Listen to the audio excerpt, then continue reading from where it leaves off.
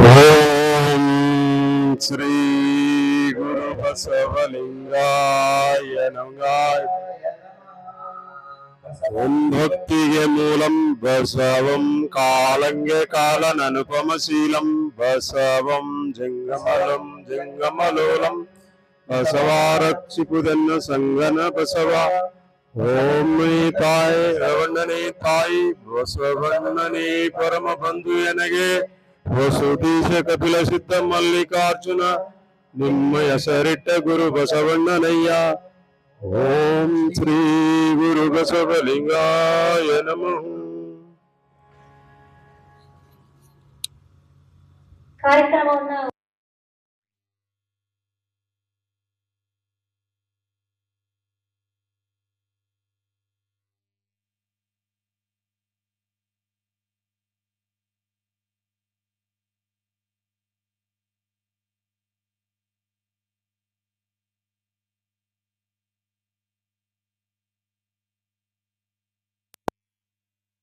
ಬೇಕಾಗಿ ಅವರನ್ನು ಕೇಳ್ಕೊಳ್ತಾ ಇದ್ದೇನೆ. ಈ ದಿನದ ದಾಸೋಹಿಗಳು ದಯವಿಟ್ಟು ಶರಣರು ಎಲ್ಲೇ ಇದ್ರು ಕೂಡ ವೇದಿಕೆಯನ್ನು ಅಲಂಕರಿಸಬೇಕಾಗಿ ಕೇಳ್ಕೊಳ್ತಾ ಇದ್ದೀನಿ. ಹಾಗೆ ಈ ಒಂದು ಕಾರ್ಯಕ್ರಮವನ್ನ ವೇದಿಕೆಯಲ್ಲಿರ್ತಕ್ಕಂಥ ಎಲ್ಲ ಶರಣ ಶರಣೆಯರು ಗೌರವ ಶ್ರೀರಕ್ಷೆಯನ್ನ ನೀಡಬೇಕಾಗಿ ಅವರಲ್ಲಿ ಕೇಳ್ಕೊಳ್ತಾ ಇದ್ದೀನಿ.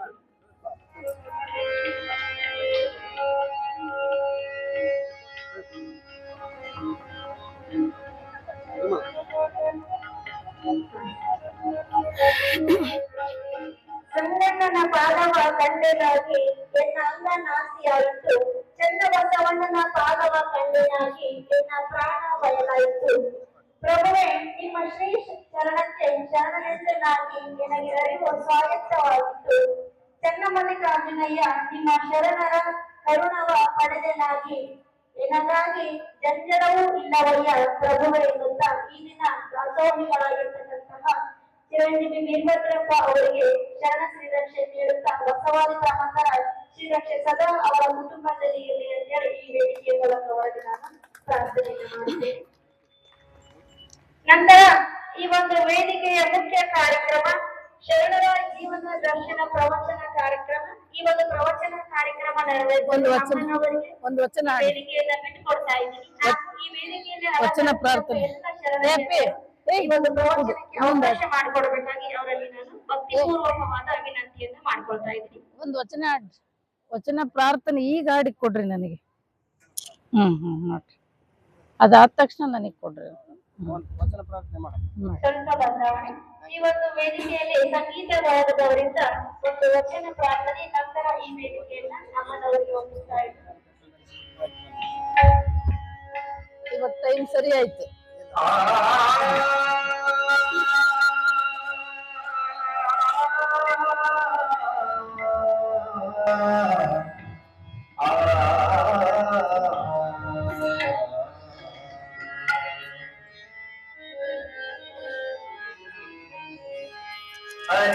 ಅರಿಯಾದವರೊಡನೆ ಸಂಗಮ ಮಾಡಿದೊಡೆ ಕಲ್ಲವೈದು ಕಿರಿಯ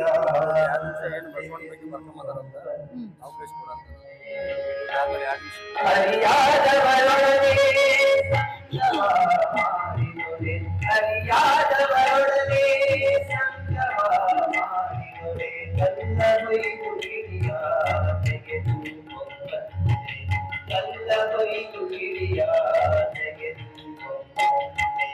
ಅರಿಯಾದವರೊಡನೆ ಸಂಗಮ ಮಾಡಿದೊಡೆ ಅರಿಯಾದವರೊಡನೆ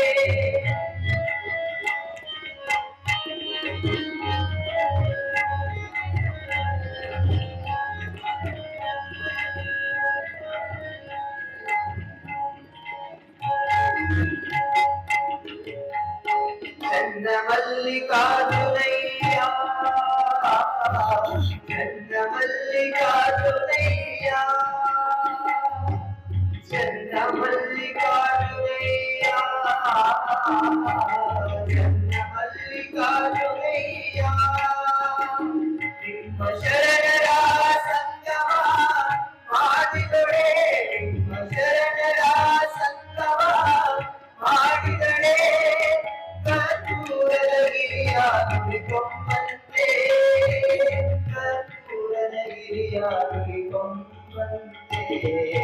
ಅರಿಯಾದವರೊಡನೆ ಸಂಗಮ ಮಾಡಿರುವೆ ಅರಿಯಾದವರೊಡನೆ ಸಂಗಮ ಮಾಡಿರುವೆ ಕಲ್ಲವೈದು ಕಿಡಿಯ ತೆಗೆದು ಕಲ್ಲವೈದು ಕಿಡಿಯ ತೆಗೆದು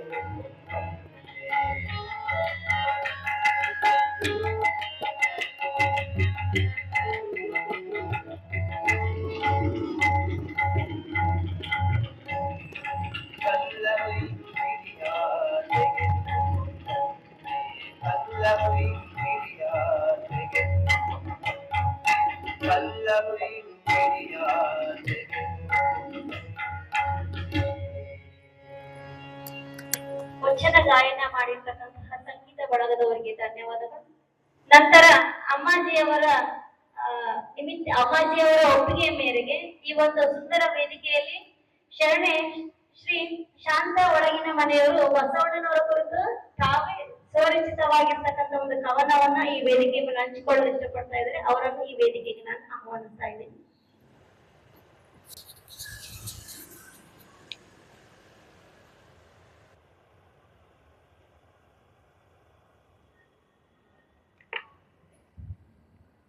ಓಂ ಶ್ರೀ ಗುರು ಬಸವಲಿಂಗಾಯ ನಮಃ. ವೇದಿಕೆ ಮೇಲೆ ಆಸೀನರಾದಂತ ಪರಮ ಪೂಜ್ಯರಾದ ಬಸವೇಶ್ವರಿ ಮಾತಾಜಿಯವರ ಪಾದಕ್ಕೆ ಬಡಮಾಡು. ಇಲ್ಲಿ ನೆರೆದಿರುವಂತ ಎಲ್ಲ ಶರಣರಿಗೂ ನನ್ನ ಶರಣಾರ್ಥಿಗಳು. ಬಸವಣ್ಣನವರ ಬಗ್ಗೆ ನನ್ನ ಸ್ವರಚಿತ ಕವನ.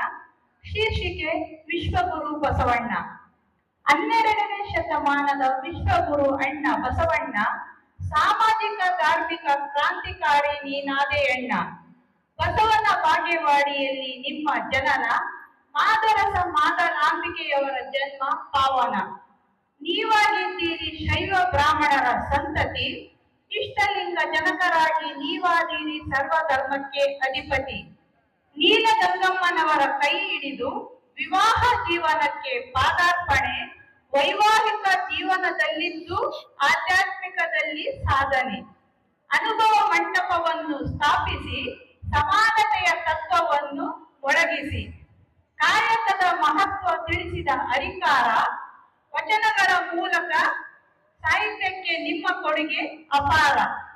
ಅಜ್ಞಾನದ ಅರಿವನ್ನು ಅಳಿಸಿ ಸುಜ್ಞಾನದ ದೀಪವನ್ನು ಬೆಳಗಿಸಿ, ಅನುಭವ ಮಂಟಪವನ್ನು ಸ್ಥಾಪಿಸಿ ಸಮಾನತೆಯ ತತ್ವವನ್ನು ಒಳಗಿಸಿ. ಸಾಲದು ಹೊಗಳಲು ಗುರು ಬಸವನ ಗುಣಗಾನ, ಬಸವ ಪಂಚಮಿ ಎಂದು ಕರೆದರು ಗುರು ಬಸವ ಐಕ್ಯವಾದ ದಿನವನ್ನ. ಸಾಲದು ಹೊಗಳಲು ಗುರು ಬಸವನ ಗುಣಗಾನ, ಬಸವ ಪಂಚಮಿ ಎಂದು ಕರೆದರು ಗುರು ಬಸವ ಐಕ್ಯವಾದ ದಿನವನ್ನ. ಅವಕಾಶಕ್ಕಾಗಿ ಧನ್ಯವಾದಗಳು. ನಾನು ಬರೆದ 2 ಕವನ ಸಂಕಲನ, ಒಂದು ಕಥೆಯನ್ನು ಮಾತಾಜಿಯವರಿಗೆ ಅರ್ಪಿಸುತ್ತಿದ್ದೇನೆ. ತಾವೇ ಸ್ವರಚಿತವಾಗಿರ್ತಕ್ಕಂತಹ ಚೆನ್ನಾಗಾಡಿ. ಮಾಡಿರ್ತಕ್ಕಂತಹ ಶರಣರಿಗೆ ಧನ್ಯವಾದಗಳು. ನಂತರ ನೇರವಾಗಿ ಈ ಒಂದು ವೇದಿಕೆಯನ್ನ ಅಮ್ಮನವರಿಗೆ ಬಿಟ್ಕೊಡ್ತಾ ಇದ್ದೀನಿ. ಧನ್ಯವಾದ. ಇವತ್ತಿನ ಕಾರ್ಯಕ್ರಮ ನಿರೂಪಣೆ ಮಾಡಿರುವಂತವರು ಶರಣೆ ಚನ್ನಬಸವ ಪರಶುರಾಮ್ ಮಲ್ಲಾಪುರ ಅವರು, ನೋಬಲ್ ಮಹಾವಿದ್ಯಾಲಯದ ಉಪನ್ಯಾಸಕಿಯವರು. ಅವರಿಗೂ ಕೂಡ ತಮ್ಮೆಲ್ಲರ ಪರವಾಗಿ ಅಭಿನಂದನೆಗಳು. ಶರಣಾರ್ಥಿ.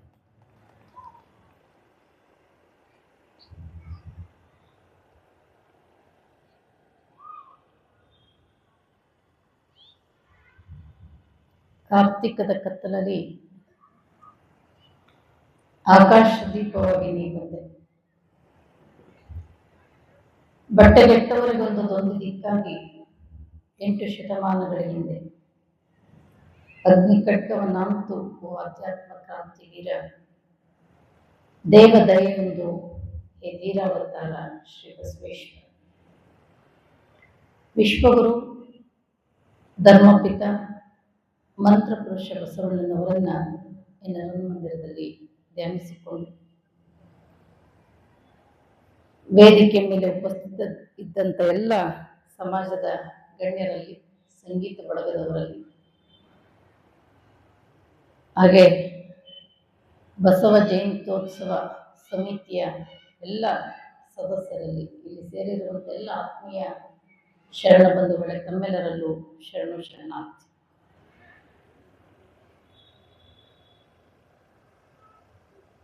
ಬಸವಣ್ಣನವರು ಪ್ರಧಾನಮಂತ್ರಿಯಾದ ನಂತರ ಅನುಭವ ಮಂಟಪವನ್ನು ಕಟ್ಟಿ ಎಲ್ಲರಿಗೂ ಮುಕ್ತವಾಗಿರ್ತಕ್ಕಂಥ ಒಂದು ಪ್ರವೇಶವನ್ನು ಕೊಟ್ಟರು. ಅನುಭವ ಮಂಟಪ ಅಂದರೆ ಅದು ಒಂದು ಓಪನ್ ಯೂನಿವರ್ಸಿಟಿ ಇದ್ದಾಗಿತ್ತು. ಅಲ್ಲಿಗೆ ಇಂಥ ಜಾತಿಯವರು ಹೋಗ್ಬೇಕು, ಇಂಥ ಜಾತಿಯವರು ಹೋಗಬಾರದು, ಕಲಿತವರು ಹೋಗ್ಬೇಕು, ಕಲಿದೇ ಇದ್ದವರು ಹೋಗ್ಬಾರ್ದು, ಪುರುಷರು ಹೋಗ್ಬೇಕು, ಸ್ತ್ರೀಯರು ಹೋಗ್ಬಾರ್ದು, ಇಂಥ ಯಾವುದೇ ರೀತಿಯ ತಾರತಮ್ಯಗಳಿರಲಿಲ್ಲ. ಅಲ್ಲಿ ಎಲ್ಲರಿಗೂ ಮುಕ್ತವಾಗಿರ್ತಕ್ಕಂಥ ಪ್ರವೇಶ ಇತ್ತು.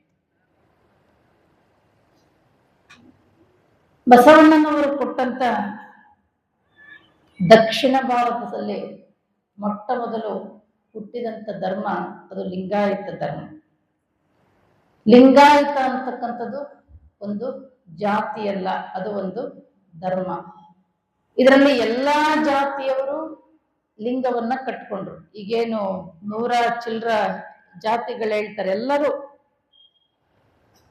ಹಣ ಇದ್ದವನು ಹಣವಂತ, ಗುಣ ಇದ್ದವನು ಗುಣವಂತ, ವಿದ್ಯಾ ಇದ್ದವನು ವಿದ್ಯಾವಂತ, ಲಿಂಗ ಇದ್ದವನು ಲಿಂಗವಂತ.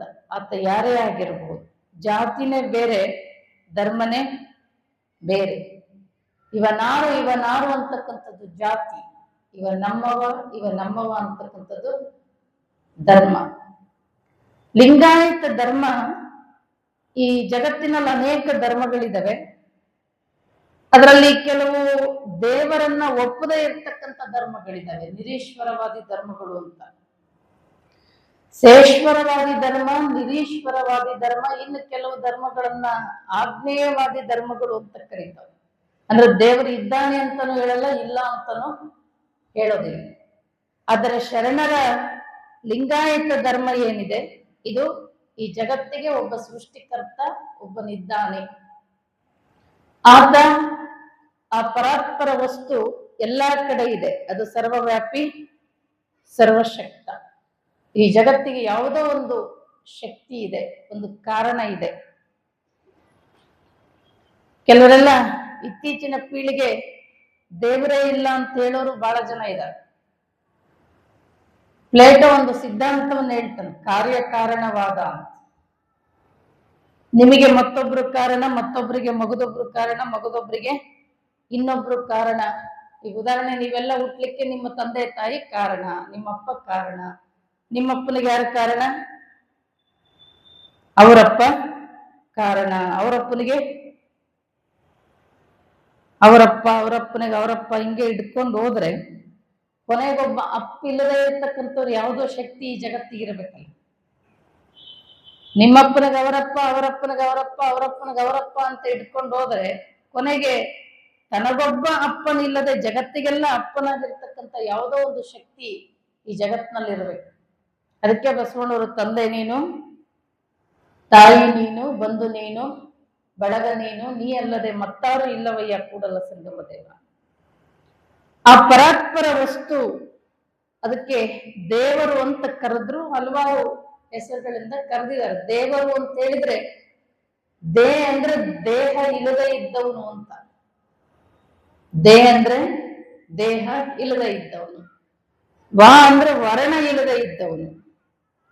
ಅಂದ್ರೆ ರೂಪ ಇಲ್ಲದೆ ಇದ್ದವನು ಅಂತ. ದೇವರು ದೇಹವಿಲ್ಲದ, ವರ್ಣವಿಲ್ಲದ, ರೂಪವಿಲ್ಲದ ಒಂದು ಶಕ್ತಿ ಈ ಜಗತ್ತಿನಲ್ಲಿದೆ. ಅದು ಅಮೂಲ್ಯನೂ, ಅಪ್ರಮಾಣನೂ, ಅಗೋಚರ, ಎಲ್ಲ ಕಡೆ ಅದು ಇಷ್ಟ ಅಂತ ವರ್ಣನೆ ಮಾಡಲಿಕ್ಕೆ, ಅದಕ್ಕೆ ಹೋಲಿಕೆ ಮಾಡಲಿಕ್ಕೆ ಮತ್ತೊಂದು ಶಕ್ತಿ ಈ ಜಗತ್ತಿನಲ್ಲಿ ಯಾವುದೂ ಇಲ್ಲ. ಅಪ್ರಮಾಣನು, ಆತನನ್ನು ಅಳತೆ ಮಾಡ್ಕೊಳ್ಳಿಕ್ಕೆ ಒಂದು ಮಾಪನ ಈ ಜಗತ್ತಿನಲ್ಲಿ ಅಪರಾತ್ಪರ ವಸ್ತು ಎಲ್ಲ ಕಡೆ ಎತ್ತೆತ್ತ ನೋಡಿದಡ ಅತ್ತತ್ತ ನೀನೇ ದೇವ. ಸಕಲ ವಿಸ್ತಾರದ ರೂಹು ನೀನೇ ದೇವ, ವಿಶ್ವತೋ ಚಕ್ಷು ನೀನೇ ದೇವ, ವಿಶ್ವತೋ ಮುಖ ನೀನೇ ದೇವ, ವಿಶ್ವತೋ ಬಾಹು ನೀನೇ ದೇವ, ವಿಶ್ವತಃ ಪಾದ ನೀನೇ ದೇವ, ಕೂಡಲ ಸಂಗಮ ದೇವ.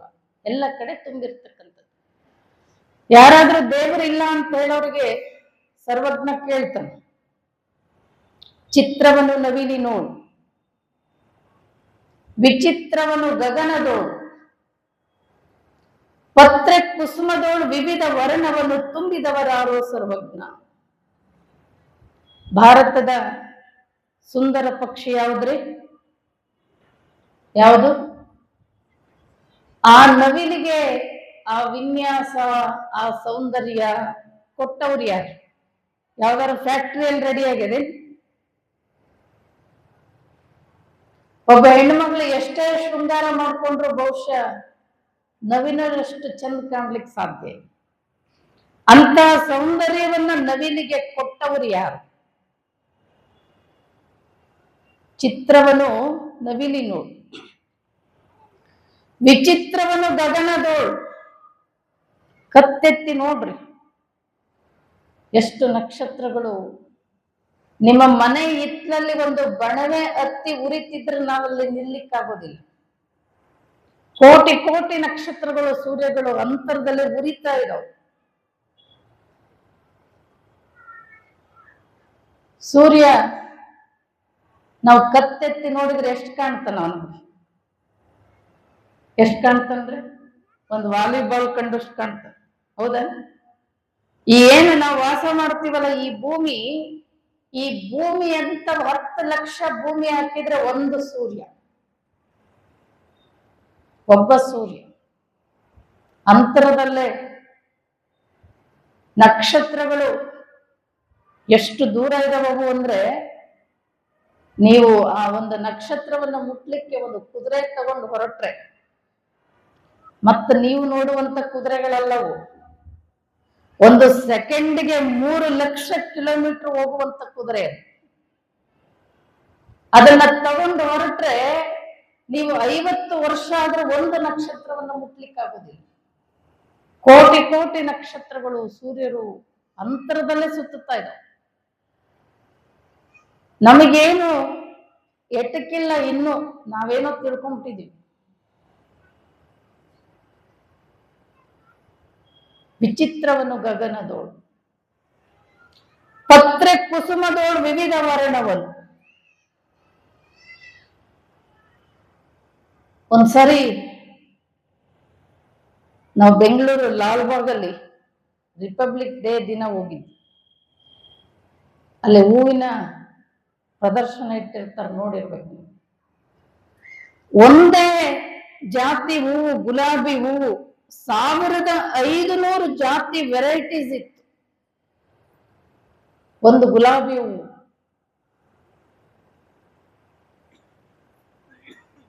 ಈ ಜಗತ್ ಎಷ್ಟು ಕೌತುಕ ಇದು ಅಂದ್ರೆ, ಅಲ್ಲಿ ಪರಮಾತ್ಮನ ಸೃಷ್ಟಿ. ಒಂದೇ ಜಾತಿಯ ಹೂವು, ಒಂದೇ ನೀರು, ಒಂದೇ ಗೊಬ್ಬರ. ಅದಕ್ಕೆ ಅಕ್ಕ ಮಹಾದೇವಿ ಹೇಳೋದು, ಈಳೆ ನಿಂಬೆ ಮಾವು ಮಾದಲಕ್ಕೆ ಉಳಿ ನೀರ ನೆರೆದವರ. ಯಾರು ಮಾಡ್ಯಾರ? ಕಬ್ಬು ಬಾಳೆ ಹಲಸು ನಾರಿವಾಳಕ್ಕೆ ಸಿಹಿ ನೀರ ನೆರೆದವರ.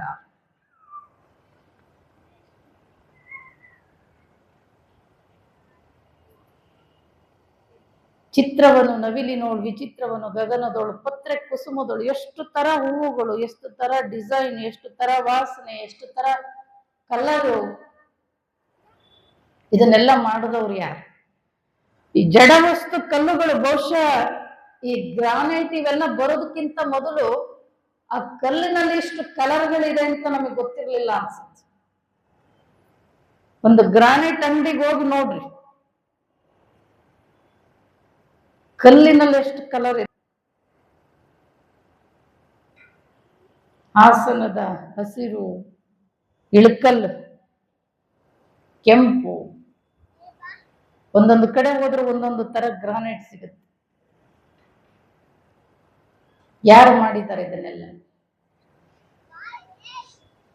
ಪತ್ರೆ ಕುಸುಮದೋಳು ವಿವಿಧ ವರ್ಣವನ್ನು ತುಂಬಿದವರಾರೋ ಸರ್ವಜ್ಞ. ಯಾರು ಮಾಡ್ಯಾರೆ?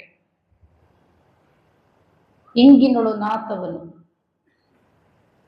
ತೆಂಗಿನೊಳು ಎಳನೀರ, ಭೃಂಗ ಕೋಗಿಲೆಗೆ ಕಂಠವನ್ನು ತುಂಬಿದವರಾರೋ ಸರ್ವಜ್ಞ. ಇಂಗಿನಲ್ಲಿರ್ತಕ್ಕಂಥ ವಾಸನೆಯನ್ನ ಕೊಟ್ಟವರು ಯಾರು? ತೆಂಗಿನಲ್ಲಿರ್ತಕ್ಕಂಥ ಎಳನೀರನ್ನ ಕೊಟ್ಟವರು ಯಾರು? ಭೃಂಗ ಕೋಗಿಲೆಗೆ ಕಂಠವನು. ನಮ್ಮ ಭಾರತದ ಕೋಗಿಲೆ ಅಂತ ಯಾರಿಗೆ ಕರಿತಿದ್ರು? ಯಾರಿಗೆ ಕರಿತಿದ್ರು ರೀ? ಮಾತಾಡ್ರಿ, ಯಾರಿಗೆ ಕರಿತಿದ್ರು? ಸರೋಜಿನಿ ನಾಯ್ಡು ಭಾರತದ ಕೋಗಿಲೆ. ಆಕೆ ಧ್ವನಿ ಹೇಗಿತ್ತು ಅಂದ್ರೆ ಕೋಗಿಲೆ ಧ್ವನಿ ಇದ್ದಂಗಿತ್ತು ಅಂತ ಹೇಳಿದ್ರು. ಯಾರು ಕೋಗಿಲೆ ಧ್ವನಿ ಸರೋಜಿನಿ ನಾಯ್ಡು ಧ್ವನಿ ಇದ್ದಂಗಿತ್ತು ಅಂತ ಹೇಳಿಲ್ಲ. ಅಂತ ಸುಂದರವಾಗಿರ್ತಕ್ಕಂಥ ಕಂಠವನ್ನ ಕೋಗಿಲೆಗೆ ಕೊಟ್ಟವರು ಯಾರು? ನಾವೇನೋ ಮನುಷ್ಯರೇ ತಗೊಳ್ರಿ, ಸುಮಾರು ಒಂದು 700 ಕೋಟಿ ಜನಸಂಖ್ಯೆ ಇಡೀ ಜಗತ್ತಿನಲ್ಲಿ, ಹೌದಾ? ಒಂದು 300 ಕೋಟಿ ಹೆಣ್ಣು ಮಕ್ಕಳು, ಒಂದು 300 ಕೋಟಿ ಗಂಡು ಮಕ್ಕಳು ತಗೋರಿ, ಒಬ್ರಿದ್ದಂಗ ಒಬ್ರಿಲ್ಲ, ಹೌದಿಲ್ರಿ? ಎಲ್ಲದರಲ್ಲೂ ವ್ಯತ್ಯಾಸ. ಒಂದ್ ವೇಳೆ 300 ಕೋಟಿ ಪುರುಷರೆಲ್ಲ ಒಂದೇ ತರ ಇದ್ದು,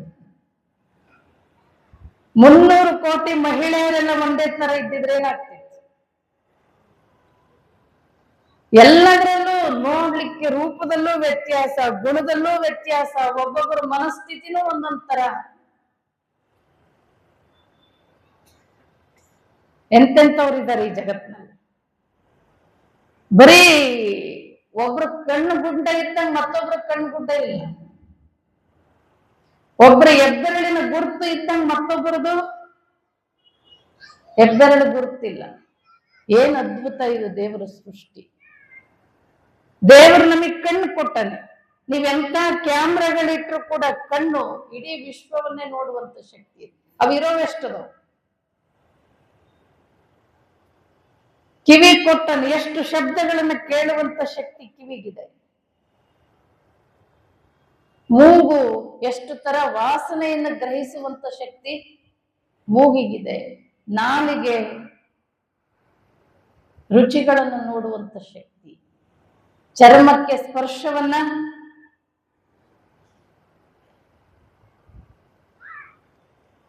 ಏನ್ ಈ ಜಗತ್ತನ್ನ ದೇವರು ಸೃಷ್ಟಿ ಮಾಡಿದ್ದಾನೆ, ಎಲ್ಲದರಲ್ಲೂ ಒಂದು ಉದ್ದೇಶ ಇದೆ. ಇದು ಹೀಗೆ ಇರಬೇಕು ಅಂತ. ಒಬ್ಬನ ಯಾರೋ ಹುಡುಗ ಧಾರವಾಡ ಯೂನಿವರ್ಸಿಟಿಯಲ್ಲಿ PhD ಮಾಡ್ತಿದ್ದ. ಅವರ ಊರು ನಮ್ಮ ಅತ್ತಿವೇರಿ ಅಂತ ಊರು. ನಮ್ಮ ಅತ್ತಿವೇರಿಗೆ ಈಗಲೂ ಸುತ್ತ ಒಂದು 6 ಕಿಲೋಮೀಟರ್ ಬಸ್ ಬರೋದಿಲ್ಲ. ಅವನು ಊರಲ್ಲೇನೋ ಜಾತ್ರೆ ಇತ್ತು ಅಂತ ಧಾರವಾಡದಿಂದ ಊರಿಗೆ ಬರ್ತಿದ್ದ. ನಡ್ಕೊಂಡ್ ಬರ್ಬೇಕಲ್ಲ, ಮಧ್ಯಾಹ್ನ ಬಿಸಿಲು, ನಡ್ಕೊಂಡು ಬರ್ತಿದ್ದ. 1-2 ಕಿಲೋಮೀಟರ್ ನಡೆದಿದ್ದ. ಬಾಯಾರಿಕೆ ಆಗಿತ್ತು ಅವನು. ಪಕ್ಕದಲ್ಲಿ ಒಂದು ತೋಟ ಇತ್ತು, ತೋಟದಾಗ ಒಂದು ಬಾವಿ. ಹೋದ, ಬಾವಿಗೆ ಇಳಿದ, ನೀರ್ ಕುಡ್ದ. ಬಿಸಿಲು ಬಾಣ ಇತ್ತು, ತಣ್ಣಗ ನೀರ್ ಕುಡ್ದಿದ್ದ. ಸ್ವಲ್ಪ ಹೊತ್ತು ಸುಧಾರಿಸ್ಕೋಬೇಕು ಅಂತ ಅನಿಸ್ತು. ಆ ಬಾವಿ ದಡದಲ್ಲೊಂದು ಆಲದ ಮರ ಇತ್ತು. ಆ ಮರದ ಕೆಳಕ್ ಕುಂತ. ಆ ತೋಟದವ್ರು ಏನ್ ಮಾಡಿದ್ರು ಅಂದ್ರೆ ಕುಂಬಳಕಾಯಿ ಬಳ್ಳಿ ಹಾಕಿದ್ರು ಬಾವಿ ದಡದಲ್ಲಿ. ಇಷ್ಟುಡ್ದಪ್ಪ ಕುಂಬಳಕಾಯಿ ಇದ್ದು. ಮರದ ಮ್ಯಾಲ ನೋಡಿದ ಇಷ್ಟಿಷ್ಟೇ ಆಲದ ಕಾಯಿ ಇದ್ರು. ಇವಂದ ಈ ದೇವರ ಬಗ್ಗೆ ಹಿಂದಿಂದ ಋಷಿ ಮುನಿಗಳಿಂದ ಏನೆಲ್ಲ ಹೇಳ್ಕೊಂಡು ಬಂದರೆ, ಇಷ್ಟು ಸಣ್ಣ ನಾಲೆಡ್ಜ್, ಇಷ್ಟು ಸಣ್ಣ ಒಂದು ವಿಚಾರ ಶಕ್ತಿ ಆ ದೇವರಿಗಿಲ್ಲ. ಇಷ್ಟು ಸಣ್ಣ ಬಳ್ಳಿಗಿಟ್ಟು ದಪ್ಪ ಕಾಯಿ ಕೊಟ್ಟನೆ, ಇಷ್ಟು ದೊಡ್ಡ ಮರಕ್ಕೆ ಇಷ್ಟಿಷ್ಟೇ ಆಲದ ಕಾಯಿ ಕೊಟ್ಟನೆ. ಇಷ್ಟು ಸಿಂಪಲ್ ನಾಲೆಡ್ಜ್ ದೇವರಿಗಿಲ್ಲ ಅಂದ್ರೆ ಅವನ್ಯಾಕೆ ಪೂಜೆ ಮಾಡ್ಬೇಕು ಅನಿಸ್ತಾವ. ನಮಿಗರ ಇರುವಷ್ಟು ತಿಳುವಳಿಕೆನೂ ಅವನಿಗಿಲ್ಲ ಅಂದ್ರೆ ಅವನ್ಯಾಕೆ ಪೂಜೆ ಮಾಡ್ಬೇಕು ಅಂತ ಅನಿಸ್ತಾವ. ಆಮೇಲೆ ಬಿಸ್ಲಾಗ್ ನಡೆದು ಬಂದಿದ್ದ, ತಣ್ಣಗೆ ನೀರ್ ಕುಡ್ದಿದ್ದ, ನೆರಳಿತ್ತು, ಒಂಚೂರು ಸುಳಿ ಗಾಳಿ ಬೀಸ್ತಿತ್ತು. ಹಂಗೆ ಸ್ವಲ್ಪ ಜಂಪ್ ಹತ್ತತ್ತ ಅವನಿಗೆ. ಆ ಗಾಳಿಗೆ ಒಂದು ಆಲದ ಕಾಯಿ ಕಿತ್ತೇನ್ ಮಾಡ್ತು, ಮೂಗಿನ ಮೇಲೆ ಬಿತ್ತು. ಎಚ್ಚರಾಗಿ ನೋಡ್ತಾನೆ, ಮೂಗ್ನಲ್ಲಿ ಬಡ ಬಡ ರಕ್ತ ಬರ್ತಿತ್ತು. ಅವಾಗಂದ, ದೇವ್ರೇ ನಿನಗೆ ಶರಣು ಶರಣಾರ್ಥಿ ಕಣಯ್ಯ. ನಾ ಹೇಳಿದ ಪ್ರಕಾರ ಎಲ್ಲರೂ ಇಟ್ಟುಡ್ದಪ್ಪ ಕುಂಬಳಕಾಯಿ ಮರದ ಮೇಲಿದ್ದು, ಅದೇನಾದ್ರು ಕಿತ್ಕೊಂಡು ಮೂಗಿನ ಮೇಲೆ ಬಿದ್ದಿದ್ರೆ ಏನಾಗ್ತಿತ್ರಿ? ಮೂಗು ಹಿಡಿಹಣ್ಣು ಕುಂಬಳಕ್ಕೆ ಮಿಡಿಹಣ್ಣು ಆಲಕ್ಕೆ. ಹಿಡಿಹಣ್ಣು ಕುಂಬಳಕ್ಕೆ ಮಿಡಿಹಣ್ಣು ಆಲಕ್ಕೆ ಅಡಿ ನೆರಳಲಿಪ್ಪ ಮೃಡನು ತಾ ಕೆಡದಂತೆ ಮಾಡಿದನು ಸರಬರು. ಅಷ್ಟು ದೊಡ್ಡ ಮರಕ್ಕೆ ಸಣ್ಣ ಕಾಯಿ ಕೊಡೋದ್ರಲ್ಲಿ, ಸಣ್ಣ ಗಿಡಕ್ಕೆ ದೊಡ್ಡ ಕಾಯಿ ಕೊಡೋದ್ರಲ್ಲೂ ದೇವರದೊಂದು ಉದ್ದೇಶ ಇದೆ. ಏನಿದೆ? ಎಲ್ಲದರಲ್ಲೂ ಒಂದು ಉದ್ದೇಶ ಇದೆ. ಈ ಜಗತ್ತೇನು ಸುತ್ತುತ್ತಾ ಇದೆ ಅಲ್ಲ, ಎಲ್ಲದರಲ್ಲೂ ಒಂದು ಕ್ರಮಬದ್ಧತೆ ಇದೆ. ಸ್ವಲ್ಪ ಏನಾದ್ರು ಹೆಚ್ಚು ಕಮ್ಮಿ ಆದ್ರೂ, ಈಗ ಉದಾಹರಣೆ, ಇದು ಭೂಮಿ ಸೂರ್ಯನ ಸುತ್ತ ಸುತ್ತುತ್ತೆ. 1 ಗಂಟೆಗೆ 1000 ಮೈಲಿ ವೇಗದಲ್ಲಿ ಸುತ್ತುತ್ತಾನೆ. 1 ಗಂಟೆಗೆ 1000 ಮೈಲಿ ವೇಗದಲ್ಲಿ ಸುತ್ತುತ್ತಾನೆ ಅಂತ ನಮಗೆ 12 ಗಂಟೆ ಹಗಲು, 12 ಗಂಟೆ ರಾತ್ರಿ ಆಗ್ತದೆ. ಈಗ ನೀವು ವಕೀಲರು ಇರ್ತೀರಿ, ಶಾಲೆ ಸರ್ ಇರ್ತೀರಿ, ಅಥವಾ ಡ್ಯೂಟಿ, ನಿಮ್ಗೆ ಏನಾದ್ರು ಜ್ವರ ಬಂತು, ಆರಾಮಿರ್ಲಿಲ್ಲ ಅಂದ್ರೆ ಏನ್ ಮಾಡ್ತೀರಿ? ರಜಾ ಹಾಕ್ತಿರೋದಿಲ್ಲ. ಹಂಗೆ ಭೂಮಿನ ಸ್ವಲ್ಪ ಏನಾದ್ರು ಆರಾಮಿಲ್ಲ ಅಂತ ರಜಾ ಹಾಕಿದ್ರೆ, ಗಂಟೆಗೆ 1000 ಮೈಲಿ ವೇಗದಲ್ಲಿ ಸುತ್ತುವಂತ ಭೂಮಿ 100 ಮೈಲಿ ವೇಗದಲ್ಲಿ ಸುತ್ತಲಿಕ್ಕೆ ಪ್ರಾರಂಭ ಮಾಡುತ್ತು ಅಂತ ಇಟ್ಕೊಳ್ರಿ. ಎಷ್ಟು ಗಂಟೆ ಆಗ್ಲಿ, ಎಷ್ಟು ಗಂಟೆ ರಾತ್ರಿ ಆಗುತ್ತಾವ? 1 ಗಂಟೆಗೆ 1000 ಮೈಲಿ ವೇಗದಲ್ಲಿ ಸುತ್ತುತ್ತಾನೆ ಅಂತ 12 ಗಂಟೆ ಆಗಲು 12 ಗಂಟೆ ರಾತ್ರಿ ಆಗ್ತದೆ. 1000 ಮೈಲಿ ವೇಗದಲ್ಲಿ ಸುತ್ತೋದನ್ನ ಬಿಟ್ಟು 100 ಮೈಲಿ ವೇಗದಲ್ಲಿ ಸುತ್ತಲಿಕ್ಕೆ ಪ್ರಾರಂಭ ಮಾಡಿದ್ರೆ ಎಷ್ಟು ಗಂಟೆ ಆಗಲು, ಎಷ್ಟು ಗಂಟೆ ರಾತ್ರಿ ಆಗತ್ರಿ? ಎಷ್ಟಾಗುತ್ತೆ?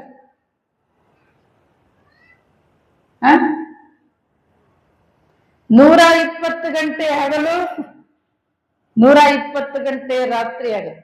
ಆಗೇನಾದ್ರೂ ಆಯ್ತು ಅಂದ್ರೆ ಮಲಗ್ದವರೆಲ್ಲ ಮಲಗದಲ್ಲೇ ಇರ್ತಾರೆ. ನಮ್ಮನ್ನ ನೀವ್ ಎಳ್ಸಕ್ ಬರಲ್ಲ, ನಿಮ್ಮನ್ನ ನಾವ್ ಎಳ್ಸಕ್ ಬರೋದು. ಎಲ್ಲದರಲ್ಲೂ ಕ್ರಮಬದ್ಧತೆ ಇದೆ. ಸೂರ್ಯ ಭೂಮಿಯಿಂದ ಎಷ್ಟು ದೂರ ಇದ್ದಾನೆ? 9,33,00,000 ಮೈಲಿ ಚಿಲ್ಲರ ದೂರ ಇದ್ದಾನೆ. ಅವನೇನಾದ್ರು 1 ಕೋಟಿ ಹತ್ರ ಬಂದ್ರೆ ಏನಾಗ್ತದೆ? ಏನ್ ಈ ಜಗತ್ತನ್ನ ದೇವರು ಸೃಷ್ಟಿ ಮಾಡಿದಾನೆ, ಎಲ್ಲದರಲ್ಲೂ ಒಂದು ಉದ್ದೇಶ ಇದೆ. ಬಹಳ ಬಹಳ ಅದ್ಭುತವಾಗಿರ್ತಕ್ಕಂಥ ಸೃಷ್ಟಿ ಇದು. ನಾವ್ ಯಾವುದನ್ನು ಕ್ಷಣಿಕ ಅಂತ ಅನ್ನಂಗೇ ಇಲ್ಲ. ಈಗ ಉದಾಹರಣೆ, ನಿಮಗೆ ಆಲದ ಮರದ ಬೀಜ ಎಷ್ಟಿರ್ತದ್ರಿ? ಅದು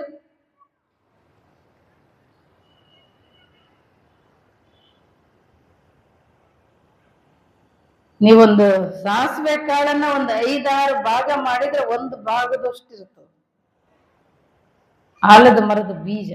ಅದನ್ನ ನೋಡಿದ್ರೆ ಏನ್ ಅನ್ನಿಸ್ತದ ನಿಮ್ಗೆ? ಇದೇನ್ ಮಹಾ ಅನ್ನಿಸ್ತದ, ಹೌದಾ? ಅದಕ್ಕೆ ಒಂದು ಚೂರು ಮಣ್ಣು ನೀರು ಕೊಟ್ಟು ನೋಡ್ರಿ, ಎಂತ ಶಕ್ತಿ ಇತ್ತು ಅಷ್ಟು ಸಣ್ಣ ಬೀಜದಲ್ಲಿ.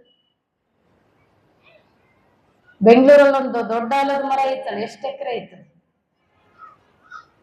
3.5-4 ಎಕರೆ ಐತಿ. ಬೀಜ ಎಷ್ಟಿತ್ತು ಅದ್ರದ್ದು? ಬೀಜ ಎಷ್ಟಿತ್ತು? ಆ ಸಣ್ಣ ಬೀಜದಲ್ಲಿ ಎಂತ ಶಕ್ತಿ ಇದೆ! ಒಂದು ಸರಿ ಒಂದು ಬೀಜ ಬಂದು ನಮ್ಮ ದೊಡ್ಡ ದೊಡ್ಡ ಸಾಮ್ರಾಟರು ಕಟ್ಟಿರುವಂತ ಕೋಟೆ ಗೋಡೆ ಮೇಲೆ ಬಿತ್ತು, ಗಾಳಿಗೆ ಹಾರಿ ಬಂದು. ಯಾವುದು? ಆಲದ ಮರದ ಬೀಜ. ಕೋಟೆ ಗೋಡೆ ಅಂತು, ಇಲ್ಲೇನ್ ಮಾಡ್ತೀನಿ ಅಂತದ್ದು. ಇಲ್ಲೇನು ಮಣ್ಣಿಲ್ಲ. ಆ ಕೋಟೆ ಗೋಡೆ ಮೇಲೆ ಬಿದ್ದಿರೋದು ಒಂದಿಷ್ಟು ಹಂಗೆ ಮಳೆ ಆಯ್ತು, ಮೊಳಕೆ ಹೊಡೀತು, ಹಾಗೆ ಒಂದಿಷ್ಟು ಗ್ರಿಪ್ ಇಟ್ಕೊಳ್ತು, ಕೋಟೆನ ಬೆಳೀತು. ನಿಮ್ಮ ಸಾಮ್ರಾಟರು ಕಟ್ಟಿರೋ ಕೋಟೆನ ಅಲುಗಾಡಿಸಿತ್ತು ಅಂತ ಸಣ್ಣ ಬೀಜ. ಹಾಗಾಗಿ ಇದನ್ನೆಲ್ಲ ಈ ಜಗತ್ತನ್ನ ಸೃಷ್ಟಿ ಮಾಡಿರ್ತಕ್ಕಂಥ ಒಂದು ಪರಾತ್ಪರ ವಸ್ತು ಈ ಜಗತ್ತಿನಲ್ಲಿದೆ. ಅದು ನಮ್ಮ ಒಳಗೂ ಇದೆ, ಹೊರಗೂ ಇದೆ, ಅದಕ್ಕೆ ಅತೀತವಾಗಿಯೂ ಇದೆ. ನಮ್ಮ ಒಳಗಡೆ ಇರ್ತಕ್ಕಂಥ ಚೈತನ್ಯ, ಅದು ಪಿಂಡಾಂಡಗತವಾದ ಚೈತನ್ಯ, ಬ್ರಹ್ಮಾಂಡಗತವಾದ ಚೈತನ್ಯ, ಪಿಂಡಾಂಡ ಬ್ರಹ್ಮಾಂಡಕ್ಕೆ ಅತೀತವಾಗಿರ್ತಕ್ಕಂಥ ಚೈತನ್ಯ. ಪಿಂಡಾಂಡಗತವಾಗಿರ್ತಕ್ಕಂಥ ಚೈತನ್ಯ ಚಿಲ್ಲಿಂಗ ಅಂತ ಕರೀತಾರೆ. ಬ್ರಹ್ಮಾಂಡಗತವಾದ ಚೈತನ್ಯಕ್ಕೆ ಮಹಾಲಿಂಗ ಅಂತ ಕರೀತಾರೆ. ಪಿಂಡಾಂಡ ಬ್ರಹ್ಮಾಂಡಕ್ಕೆ ಅತೀತವಾಗಿರ್ತಕ್ಕಂಥ ಚೈತನ್ಯಕ್ಕೆ ನಿಷ್ಕಲ ಲಿಂಗ ಅಂತ ಕರೀತಾರೆ. ನಮ್ಮೊಳಗೆ ದೇವರು ಹೇಗಿದ್ದಾನೆ ಅಂದ್ರೆ ಅಕ್ಕ ಮಹಾದೇವಿ ಹೇಳ್ತಾಳೆ, ನೆಲದ ಮರೆಯ ನಿಧಾನದಂತೆ, ಫಲದ ಮರೆಯ ರುಚಿಯಂತೆ, ತಿಲದ ಮರೆಯ ತೈಲದಂತೆ, ಭಾವದ ಮರೆಯ ಬ್ರಹ್ಮವಾಗಿಪ್ಪ ಚನ್ನ ಮಲ್ಲಿಕಾರ್ಜುನ ನಿಲ್ಲುವ ನಾರೂ ಅರಿಯಬಾರದು. ಮರದೊಳಗೆ ಮಂದಾಗ್ನಿಯ ಉರಿಯದಂತಿರಿಸಿದೆ, ನೊರೆಯಾನೊಳಗೆ ತುಪ್ಪವ ಕಂಪಿಲ್ಲದಂತಿರಿಸಿದೆ, ಶರೀರದೊಳಗ ಆತ್ಮ ನಾರಿಗೂ ಕಾಣದಂತಿರಿಸಿದೆ, ನೀ ಬೆರೆಸಿಹ ಭೇದಕ್ಕೆ ಬೆರಗಾದನೆಯ ರಾಮನಾಥ. ನಮ್ಮ ಯಾವುದು ಇರುವುದು, ಯಾವುದು ತನ್ನ ಇರುವನ್ನು ಅರಿಯುವುದು, ಯಾವುದು ಇಲ್ಲದಿದ್ದರೆ ಈ ಶರೀರ ಏನನ್ನೂ ಅರಿಯಲಾರದು. ಒಳಗೆ ಯಾವುದೋ ಒಂದು ಶಕ್ತಿ ಇದೆ ಅಂತ ಕಣ್ಣು ನೋಡುತ್ತದೆ, ಒಳಗಡೆ ಒಂದು ಚೈತನ್ಯ ಇದೆ ಅಂತ ಕಿವಿ ಕೇಳುತ್ತದೆ, ಒಳಗಡೆ ಒಂದು ಶಕ್ತಿ ಇದೆ ಅಂತ ಕಾಲ್ ನಡೀತದೆ. ಆ ಶಕ್ತಿ ಹೊರಟೋಯ್ತು ಅಂದ್ರೆ ಕಣ್ಣಿದ್ರೂ ನೋಡಲ್ಲ, ಕಿವಿ ಇದ್ರೂ ಕೇಳಲ್ಲ, ಕಾಲಿದ್ರೂ ನಡೆಯಲ್ಲ.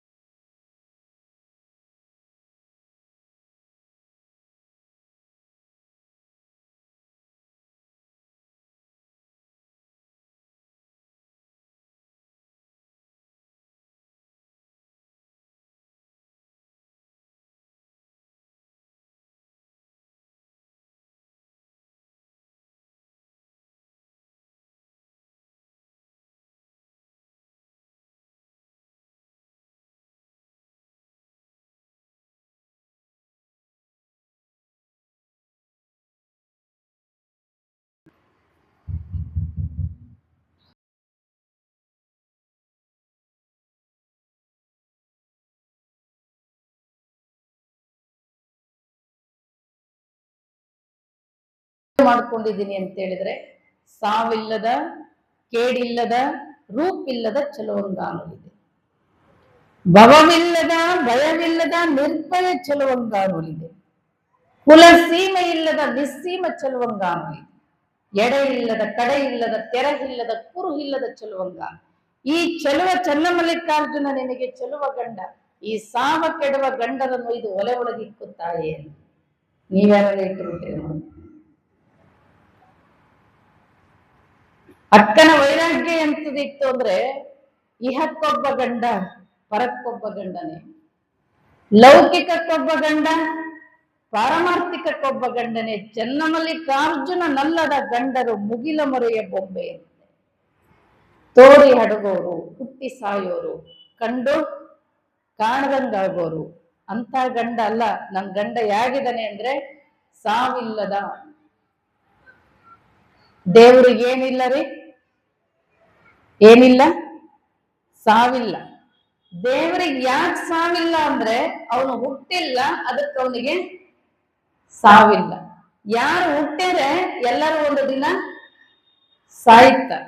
ಹುಟ್ಟು ಸಾವುಗಳಿಲ್ಲದೆ ಇರತಕ್ಕಂತಹದ್ದು ಶಕ್ತಿ, ಅದು ಪರಾತ್ಪರ ವಸ್ತು. ನಮ್ಮನ್ನೆಲ್ಲ ಹುಟ್ಟು ಸಾವುಗಳ ಚಕ್ರದಲ್ಲಿ ತಿರುಗಿಸಿ ತಾನು ತಿರುಗದೇ ಇರತಕ್ಕಂಥ ಶಕ್ತಿ, ತನಗೊಂದು ಆಧಾರವಿಲ್ಲದ ಜಗತ್ತಿಗೆಲ್ಲ ಆಧಾರವಾಗಿರ್ತಕ್ಕಂಥ ಒಂದು ಪರಾತ್ಪರ ವಸ್ತು ಅದು. ಸಾವಿಲ್ಲ. ಯಾಕೆ ಸಾವಿಲ್ಲ ಅಂದ್ರೆ ಅವ್ನು ಹುಟ್ಟಿಲ್ಲ, ಅದಕ್ಕೆ ಸಾವಿಲ್ಲ. ಯಾರು ಹುಟ್ಟಾರೆ ಅವರೆಲ್ಲರೂ ಸಾಯ್ತಾರೆ. ಹುಟ್ಟಿ ಸತ್ತವ್ರು ಯಾರು? ದೇವರಲ್ಲ. ಹುಟ್ಟಿ ಅವ್ರಿಗೆ ಮಹಾತ್ಮರು ಅಂತ ಕರೀರಿ, ಏನ್ ಬೇಕಾದ್ರೂ ಕರೀರಿ, ಆದ್ರೆ ದೇವರಲ್ಲ. ಸಾವಿಲ್ಲದ, ಕೇಡಿಲ್ಲದ. ದೇವರಿಗಿಂತ ದೊಡ್ಡದು ಈ ಜಗತ್ನಲ್ಲಿ ಯಾವುದೂ ಇಲ್ಲ ಅವನಿಗೆ ಕೇಡನ್ನ ಬಗೆಯಲಿಕ್ಕೆ. ರೂಪಿಲ್ಲದ. ದೇವರಿಗೇನಿಲ್ಲ ರೀ, ರೂಪಿಲ್ಲ. ಎಲ್ಲ ದೇವರು ನಾವು ಮಾಡ್ಕೊಂಡಿರೋ ದೇವರುಗಳಿಗೆ ರೂಪ ಕೊಟ್ಟವ್ರು ಯಾರು? ಯಾರು ಕೊಟ್ಟಾರೆ? ನೀವು ಇಂಗ್ಲೆಂಡ್ ಅಮೆರಿಕಕ್ಕೆ ಹೋಗ್ರಿ, ಅಲ್ಲಿ ದೇವರುಗಳು ಕೆಂಪು ಬಿಡ್ತಾವ.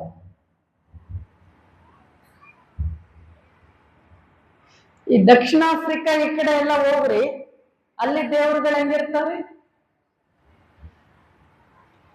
ನಮ್ ದೇಶಕ್ಕೆ ಬಂದ್ರೆ ಹೆಂಗದವ? ಕರಗೂ ಇಲ್ಲ, ಬೆಳ್ಳಗೂ ಇಲ್ಲ. ನಮ್ ದೇಶದ ಲಕ್ಷ್ಮಿ, ನಮ್ ದೇಶ ಸರಸ್ವತಿ. ಇಂಗ್ಲೆಂಡ್ ಅಮೆರಿಕ ಹೋದ್ರೆ ಅವ್ರು ಲಕ್ಷ್ಮಿ ಪೂಜನೆ ಮಾಡಲ್ಲ. ಅವ್ರಿಗೆ ಗೊತ್ತೇನಲ್ಲಿ ನಮ್ ದೇಶದಲ್ಲಿರೋ ದೇವ್ರು ಅವ್ರಿಗೆ ಗೊತ್ತಿಲ್ಲ, ಅವ್ರ ದೇಶದಲ್ಲಿರೋ ದೇವ್ರು ನಮಗ್ ಗೊತ್ತಿಲ್ಲ.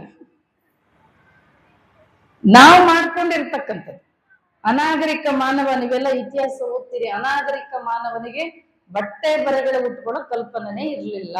ಅವನು ಬತ್ತಲೆಯಾಗೆ ಬದುಕ್ತಾ ಇದ್ದ. ಇತಿಹಾಸ ಓದಿರಲ್ಲ ನೀವು. ಮೈ ಮೇಲೆ ಬಟ್ಟೆ ಕೂಡ ಹಾಕೊಳ್ತಿರ್ಲಿಲ್ಲ. ನಾಗರಿಕತೆ ಬರ್ತಾ ಬರ್ತಾ ಒಂದಿಷ್ಟು ಗಿಡ ಮರಗಳ ತೊಗಟೆಗಳನ್ನ, ಎಲೆಗಳನ್ನ, ಪ್ರಾಣಿ ಚರ್ಮಗಳನ್ನ ತಗೊಂಡು ಒಂದಿಷ್ಟು ಮರ್ಯಾದೆ ಮುಚ್ಚಿಕೊಳ್ಳಿಕ್ಕೆ ಪ್ರಾರಂಭ ಮಾಡ್ದ. ಹಾಗೆ ಒಂದಿಷ್ಟು ನಾಗರಿಕತೆ. ಅವಾಗ ಯಾವ ಜಾತಿ ಇರ್ಲಿಲ್ಲ, ಮತ ಇರ್ಲಿಲ್ಲ, ಪಂಥ ಇರ್ಲಿಲ್ಲ, ಧರ್ಮ ಇರ್ಲಿಲ್ಲ, ದೇವರು ಇರ್ಲಿಲ್ಲ, ಏನೂ ಇರ್ಲಿಲ್ಲ. ನಾಗರಿಕತೆ ಬರ್ತಾ ಬರ್ತಾ ಮನುಷ್ಯನಿಗೆ ಅನಿಸ್ತು, ಇದರಲ್ಲಿ ಈ ಜಗತ್ತು ಏನಿಷ್ಟು ಕ್ರಮಬದ್ಧವಾಗಿ ತಿರುಗ್ತಾ ಇದೆ. ಈಗ ಒಂದು ಗಡಿಯಾರ ಇರ್ತದೆ. ಈ ಗಡಿಯಾರದಲ್ಲಿ ಸೆಕೆಂಡಿನ ಮುಳ್ಳು, ನಿಮಿಷದ ಮುಳ್ಳು, ಗಂಟೆಯ ಮುಳ್ಳು, ಇಷ್ಟು ಕ್ರಮಬದ್ಧವಾಗಿ ಈ ಗಡಿಯಾರ ತಿರುಗ್ತಾ ಇದೆ ಅಂದ್ರೆ ಇದನ್ ಮಾಡಿರೋರು ಯಾರೋ ಒಬ್ರು ಇರ್ಬೇಕು. ಹಾಗೆ ಈ ಜಗತ್ತಿನಲ್ಲೂ ಕೂಡ ಒಂದು ಕ್ರಮಬದ್ಧತೆ ಇದೆ. ಪ್ರತಿಯೊಂದು ಹಗಲು, ರಾತ್ರಿ, ಅಮಾವಾಸ್ಯೆ, ಹುಣ್ಣಿಮೆ, ತಿಂಗಳು, ಮಳೆಗಾಲ, ಚಳಿಗಾಲ, ಇದೆಲ್ಲ ಒಂದು ಕ್ರಮಬದ್ಧತೆ ಇದೆ. ಇದು ಇಷ್ಟು ಕ್ರಮಬದ್ಧವಾಗಿ ಈ ಜಗತ್ತು ಸುತ್ತುತ್ತಾ ಇದೆ, ತಿರುಗ್ತಾ ಇದೆ ಅಂತ ಹೇಳಿದ್ರೆ ಇದನ್ನು ಮಾಡಿರೋ ಯಾವುದೋ ಒಂದು ಶಕ್ತಿ ಇರಬೇಕು ಅಂತ ನಾವೇ ಕಲ್ಪನೆ ಮಾಡ್ಕೊಂಡ್ವಿ. ಯಾರು ಆ ಶಕ್ತಿಯನ್ನ ನೋಡಿಲ್ಲ. ಒಂದು ಶಕ್ತಿ ಇದೆ, ಅದನ್ನ ಯಾರು ನೋಡಿಲ್ಲ, ನಾವೇ ಕಲ್ಪನೆ ಮಾಡ್ಕೊಂಡ್ವಿ. ಆಮೇಲೆ ಹಾಗೆ ವಿಚಾರ ಮಾಡಿದ್ವಿ, ಬಹುಶಃ ಆ ಶಕ್ತಿ ನಮ್ಮಂಗೆ ಇರಬಹುದು ಅಂತ ವಿಚಾರ ಮಾಡಿದ್ವಿ. ದೇವರನ್ನ ನಾವು ನಮ್ಮಂಗೆ ಮಾಡ್ಕೊಂಡ್ವಿ. ನಾವು ಹೆಣ್ಣು ಗಂಡು, ದೇವರನ್ನು ಹೆಣ್ಣು ಗಂಡು ಮಾಡಿದ್ವಿ. ಮತ್ತೆ ಈ ಕೆಲವ್ರ ಮನೆಗೆ ಹೋಗಿ ನೋಡ್ರಿ, ಎಲ್ಲ ಗಂಡಂದ ನಡೀತಿರ್ತದೆ, ಹೆಂಡತಿ ಯಾವ್ದೋ ಮೂಲೆಗಿರ್ತಾರೆ. ಇನ್ನು ಕೆಲವ್ರ ಮನೆಗೆ ಹೋಗ್ರಿ ಎಲ್ಲ ಹೆಂಡತಿನೇ ಬಾಸ್. ಗಂಡ ಯಾವ್ದೋ ಮೂಲೆಗಿರ್ತಾನೆ. ದೇವರುಗಳು ಹಂಗೆ ಇದಾವ. ಕಂಚಿ ಕಾಮಾಕ್ಷಿ, ಮಧುರ ಮೀನಾಕ್ಷಿ, ವೈಷ್ಣವ ದೇವಿ, ಕನ್ಯಾಕುಮಾರಿ, ಇಲ್ಲೆಲ್ಲ ಹೋಗಿ ನೋಡ್ರಿ, ಅಲ್ಲಿ ಬಾಸ್ ಯಾರು?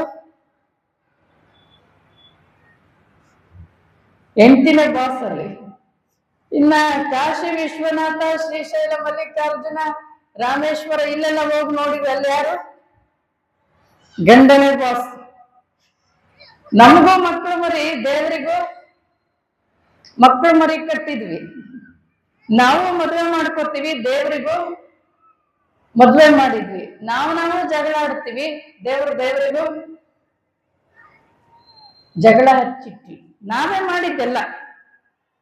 ದೇವನೊಬ್ಬ, ನಾಮ ಹಲವು, ಅನೇಕ ಹೆಸರುಗಳನ್ನ, ಅನೇಕ ರೂಪಗಳನ್ನ ನಾವು ಕೊಟ್ಟಿದ್ದೀವಿ. ಆದ್ರೆ ಅಕ್ಕ ಮಹಾದೇವಿ ಹೇಳ್ತಾಳೆ, ನನ್ನ ಗಂಡ ಚನ್ನಮಲ್ಲಿಕಾರ್ಜುನ ಹೇಗಿದ್ದಾನೆ ಅಂದ್ರೆ ಸಾವಿಲ್ಲದ, ಕೇಡಿಲ್ಲದ, ರೂಪಿಲ್ಲದ ಚಲುವಂಗಾನು. ಮತ್ತೆ ಚಲುವ ಅಂತಾಳೆ, ಅವನಿಗೆ ರೂಪಿಲ್ಲ, ಚಲುವ ಅಂದ್ರೆ ಈ ಜಗತ್ತು ಭಗವಂತನ ಸೃಷ್ಟಿ ಸುಂದರವಾಗಿದೆ, ಇದು ಸುಂದರವಾಗಿರ್ಬೇಕಾದ್ರೆ ಆತನು ಸುಂದರವಾಗೇ ಇರ್ಬೇಕ. ರೂಪಿಲ್ಲದ ಚಲುವಂಗಾನುಲಿದೆ, ಎಡೆ ಇಲ್ಲದ, ಇಂಥದೇ ಜಾಗ ಅಂತಿಲ್ಲ ಅವನಿಗೆ. ನೀವು ಕಟ್ಟಿರೋ 4 ಗೋಡೆಗಳ ಮಧ್ಯನೇ ದೇವರು ಇರೋದಿಲ್ಲ, ನಾವಿರೋದೇ ಅವನ ಮನೆಯಲ್ಲಿ. ದೇವರ ಮನೆ ಇದು, ಈ ಜಗವೆಲ್ಲ ಬಾಡಿಗೆದಾರರು ನಾವುಗಳೆಲ್ಲ. ಇಷ್ಟೇ ವರ್ಷ, ಇಷ್ಟೇ ದಿವಸ ಇದ್ದೋಗ್ಲಿಕ್ಕೆ ಬಂದವರು ನಾವು. ದೇವರ ಮನೆ, ಇವರು ರೂಮ್ಗಳ ಮನೆಗಳಿಗೆ ಹೋದಾಗ ನೋಡ್ಬೇಕು, ನಿಮ್ಮ ಬೆಡ್ರೂಮ್ ಎಲ್ಲ ಎಷ್ಟಿರ್ತಾವ?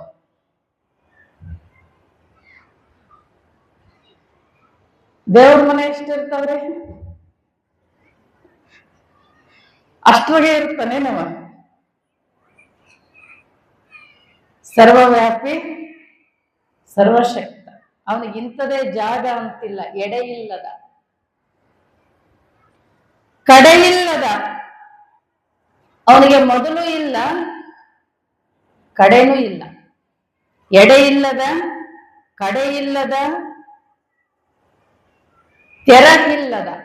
ಅಲ್ಲೊಂಚೂರು ಇಲ್ಲೊಂಚೂರು, ಅಲ್ಲಿ ಹಂಗಿಲ್ಲ, ಅಲ್ಲಿ ಟೊಳ್ಳು ಪೊಳ್ಳು ಹಂಗೇನೆ ಇಲ್ಲ, ಎಲ್ಲ ಕಡೆ ಇದಾನ. ಕುರು ಇಲ್ಲದ, ಕುಲ ಸೀಮೆ ಇಲ್ಲದ. ದೇವರಿಗೆ ಇಂಥದೇ ಜಾತಿ ಅಂತಿಲ್ಲ. ಇತಿಹಾಸದ ಪುಟಗಳನ್ನ ತೆಗೆದು ನೋಡ್ರಿ, ಮಾದಾರ ಚೆನ್ನಯ್ಯನಿಗೂ ಹೊಲ್ದಿದ್ದಾನೆ, ಡೋಹಾರ ಕಕ್ಕಯ್ಯನಿಗೂ ಹೊಲ್ದಿದ್ದಾನೆ, ಅಂಬಿಗರ ಚೌಡಯ್ಯನಿಗೂ ಹೊಲ್ದಿದ್ದಾನೆ, ಕೋಳೂರು ಕೊಡಗೂಸು ಬೇಡರ ಕಣ್ಣಪ್ಪ, ಭಕ್ತ ಮಾರ್ಕಂಡಯ್ಯ, ಕುರುಬರ ಗೊಲ್ಲಾಳ, ಯಾರಿಗೆ ಹೊಲ್ದಿಲ್ದಾರಿ? ದೇವ್ರು ಯಾಕೆ ಅಂದ್ರೆ ಅವನೊಂಥರ ಆಕಳ ಇದ್ದಂಗೆ. ನಾನು ಮಿನಿಸ್ಟರ್ ಹೆಂಡ್ತಿ ಇದ್ದೀನಿ, ನಾನು ಪ್ರಧಾನಮಂತ್ರಿ ಹೆಂಡ್ತಿ ಇದ್ದೀನಿ, ನಾನೊಬ್ಬ ದೊಡ್ಡ ಆಫೀಸರ್ ಹೆಂಡ್ತಿ ಇದ್ದೀನಿ ಅಂತೇಳಿ ಆಕಳ ಬೆನ್ನ ಮೇಲೆ ಕುತ್ಕೊಂಡ್ರೆ ಹಾಲು ಕೊಡಲ್ಲ. ಎಲ್ಲಿ ಕುತ್ಕೊಂಡು ಕರಿಬೇಕ್ರಿ ಹಾಲನ್ನ? ಎಲ್ಲಿ ಕುತ್ಕೊಂಡು ಹಾಲು ಕೊಡುತ್ತೆ? ಕಾಲಾಗೆ ಕುತ್ಕೋಬೇಕು, ಹೌದಿಲ್ಲ? ನೀ ಯಾರ ಹೆಂಡ್ತಿ ಇದ್ರು ನನಗೆ. ಅದಕ್ಕೆ ಬಸವಣ್ಣವ್ರು ಹೇಳಿದ್ದು, ಮೇಲಾಗಲೊಲ್ಲೆನು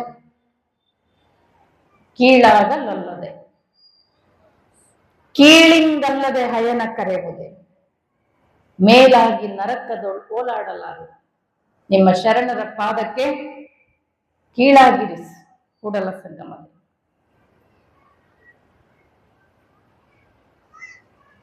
ದೇವರು ಇಂಥ ಜಾತಿಗೆ ಅಂತೇನಿಲ್ಲ, ಎಲ್ಲಾ ಜಾತಿಗೂ ದೇವರು ಹೊಂದಿದ್ದಾರೆ. ಅಲ್ಲಿ ಭಕ್ತಿ, ಶ್ರದ್ಧೆ, ನಿಷ್ಠೆ, ನಂಬಿಕೆ, ಶರಣಾಗತಿ, ಆತನ ಮೇಲೆ ವಿಶ್ವಾಸ, ಇವುಗಳು ಬಹಳ ಮುಖ್ಯ. ಅದು ಯಾರಿಗಿರ್ತದೆ ಎಲ್ಲರಿಗೂ ಹೊಂದಿದೆ. ಹಾಗಾಗಿ ದೇವರಿಗೆ ಕುಲ ಇಲ್ಲ, ಸೀಮೆ ಇಲ್ಲ. ಕುಲ ಸೀಮೆ ಇಲ್ಲದ ನಿಸ್ಸೀಮ ಚಲುವಂಗಾನು. ಈ ಚಲುವ ಚನ್ನಮಲ್ಲಿಕಾರ್ಜುನನಿಗೆ ಚಲುವ ಗಂಡ, ಈ ಸಾವ ಕೆಡುವ ಗಂಡರನ್ನು ಇದು ಒಲೆ ಒಳಗಿಕ್ಕು ತಾಯಿ ಅಂತ. ನಾನು ನಿತ್ಯ ಮುತ್ತೈದೆ, ಹರನೇ ನೀ ನನಗೆ ಗಂಡನಾಗಬೇಕೆಂದು ಅನಂತ ಕಾಲ ತಪಸ್ಸಿದ್ದೆ ನೋಡ ಅಂತ. ಮಾನವ ಜೀವನದ ಸಾರ್ಥಕತೆ ಏನು ಅಂತ ಗೊತ್ತಿತ್ತು. ಅಕ್ಕ ಮಹಾದೇವಿ ಹೇಳ್ತಾಳಲ್ಲ, ಒಂದಲ್ಲ, ಎರಡಲ್ಲ, ಮೂರಲ್ಲ, ನಾಲ್ಕಲ್ಲ, 84 ಲಕ್ಷ ಯೋನಿ ಒಳಗೆ ಬಂದೆ, ಬಾರದ ಭವಂಗಳಲ್ಲಿ ಬಂದೆ, ಶುಭಾಶುಭಂಗಳ ಕಂಡೆ, ಇಂದನ ಜನ್ಮವೇನಾದರಾಗಲಿ ಮುಂದೆ ನೀ ಕರುಣಿಸ ಚನ್ನಮಲ್ಲಿಕಾರ್ಜುನ, ಎಂತ ಮಾನವ ಜನ್ಮ, ಏನ್ ಕೆಡಿಸಿ ಬಿಟ್ಟಿರಪ್ಪ, ಇಂಥ ಮಾನವ ಜನ್ಮ ಸಿಕ್ಕಿತ್ತೇನ್ರಪ್ಪಯ್ಯ. ಕಡ್ಕೋಳ್ ಮಡಿವಾಳಪ್ಪ ಹೇಳ್ತಾರೆ, ಆ ಮಾನವ ಜನ್ಮ ಅದ್ರ ಸಾರ್ಥಕತೆ ಏನು ಅಂತ ಅಕ್ಕನಿಗೆ ಗೊತ್ತಿತ್ತು. ಹಾಗಾಗಿ ಆಕೆ ಪಟ್ಟದ ರಾಣಿ ಆಗುವಂತ ಅವಕಾಶ ಬಂದ್ರು ಕೂಡ ಯಾಕೆ ಕಿತ್ತು ಒಗೆದು ಬರ್ತಾಳೆ? ಏನ್ ಅಕ್ಕನ ವೈರಾಗ್ಯ. ಆಕೆ ಅರಮನೆಯನ್ನ ಬಿಟ್ಟು ಬರುವಂತ ಸಂದರ್ಭದಲ್ಲಿ ಹೆಣ್ಮಕ್ಳಿಗೆ ಬಟ್ಟೆನೆ ಮರ್ಯಾದೆ. ಹೌದಾ?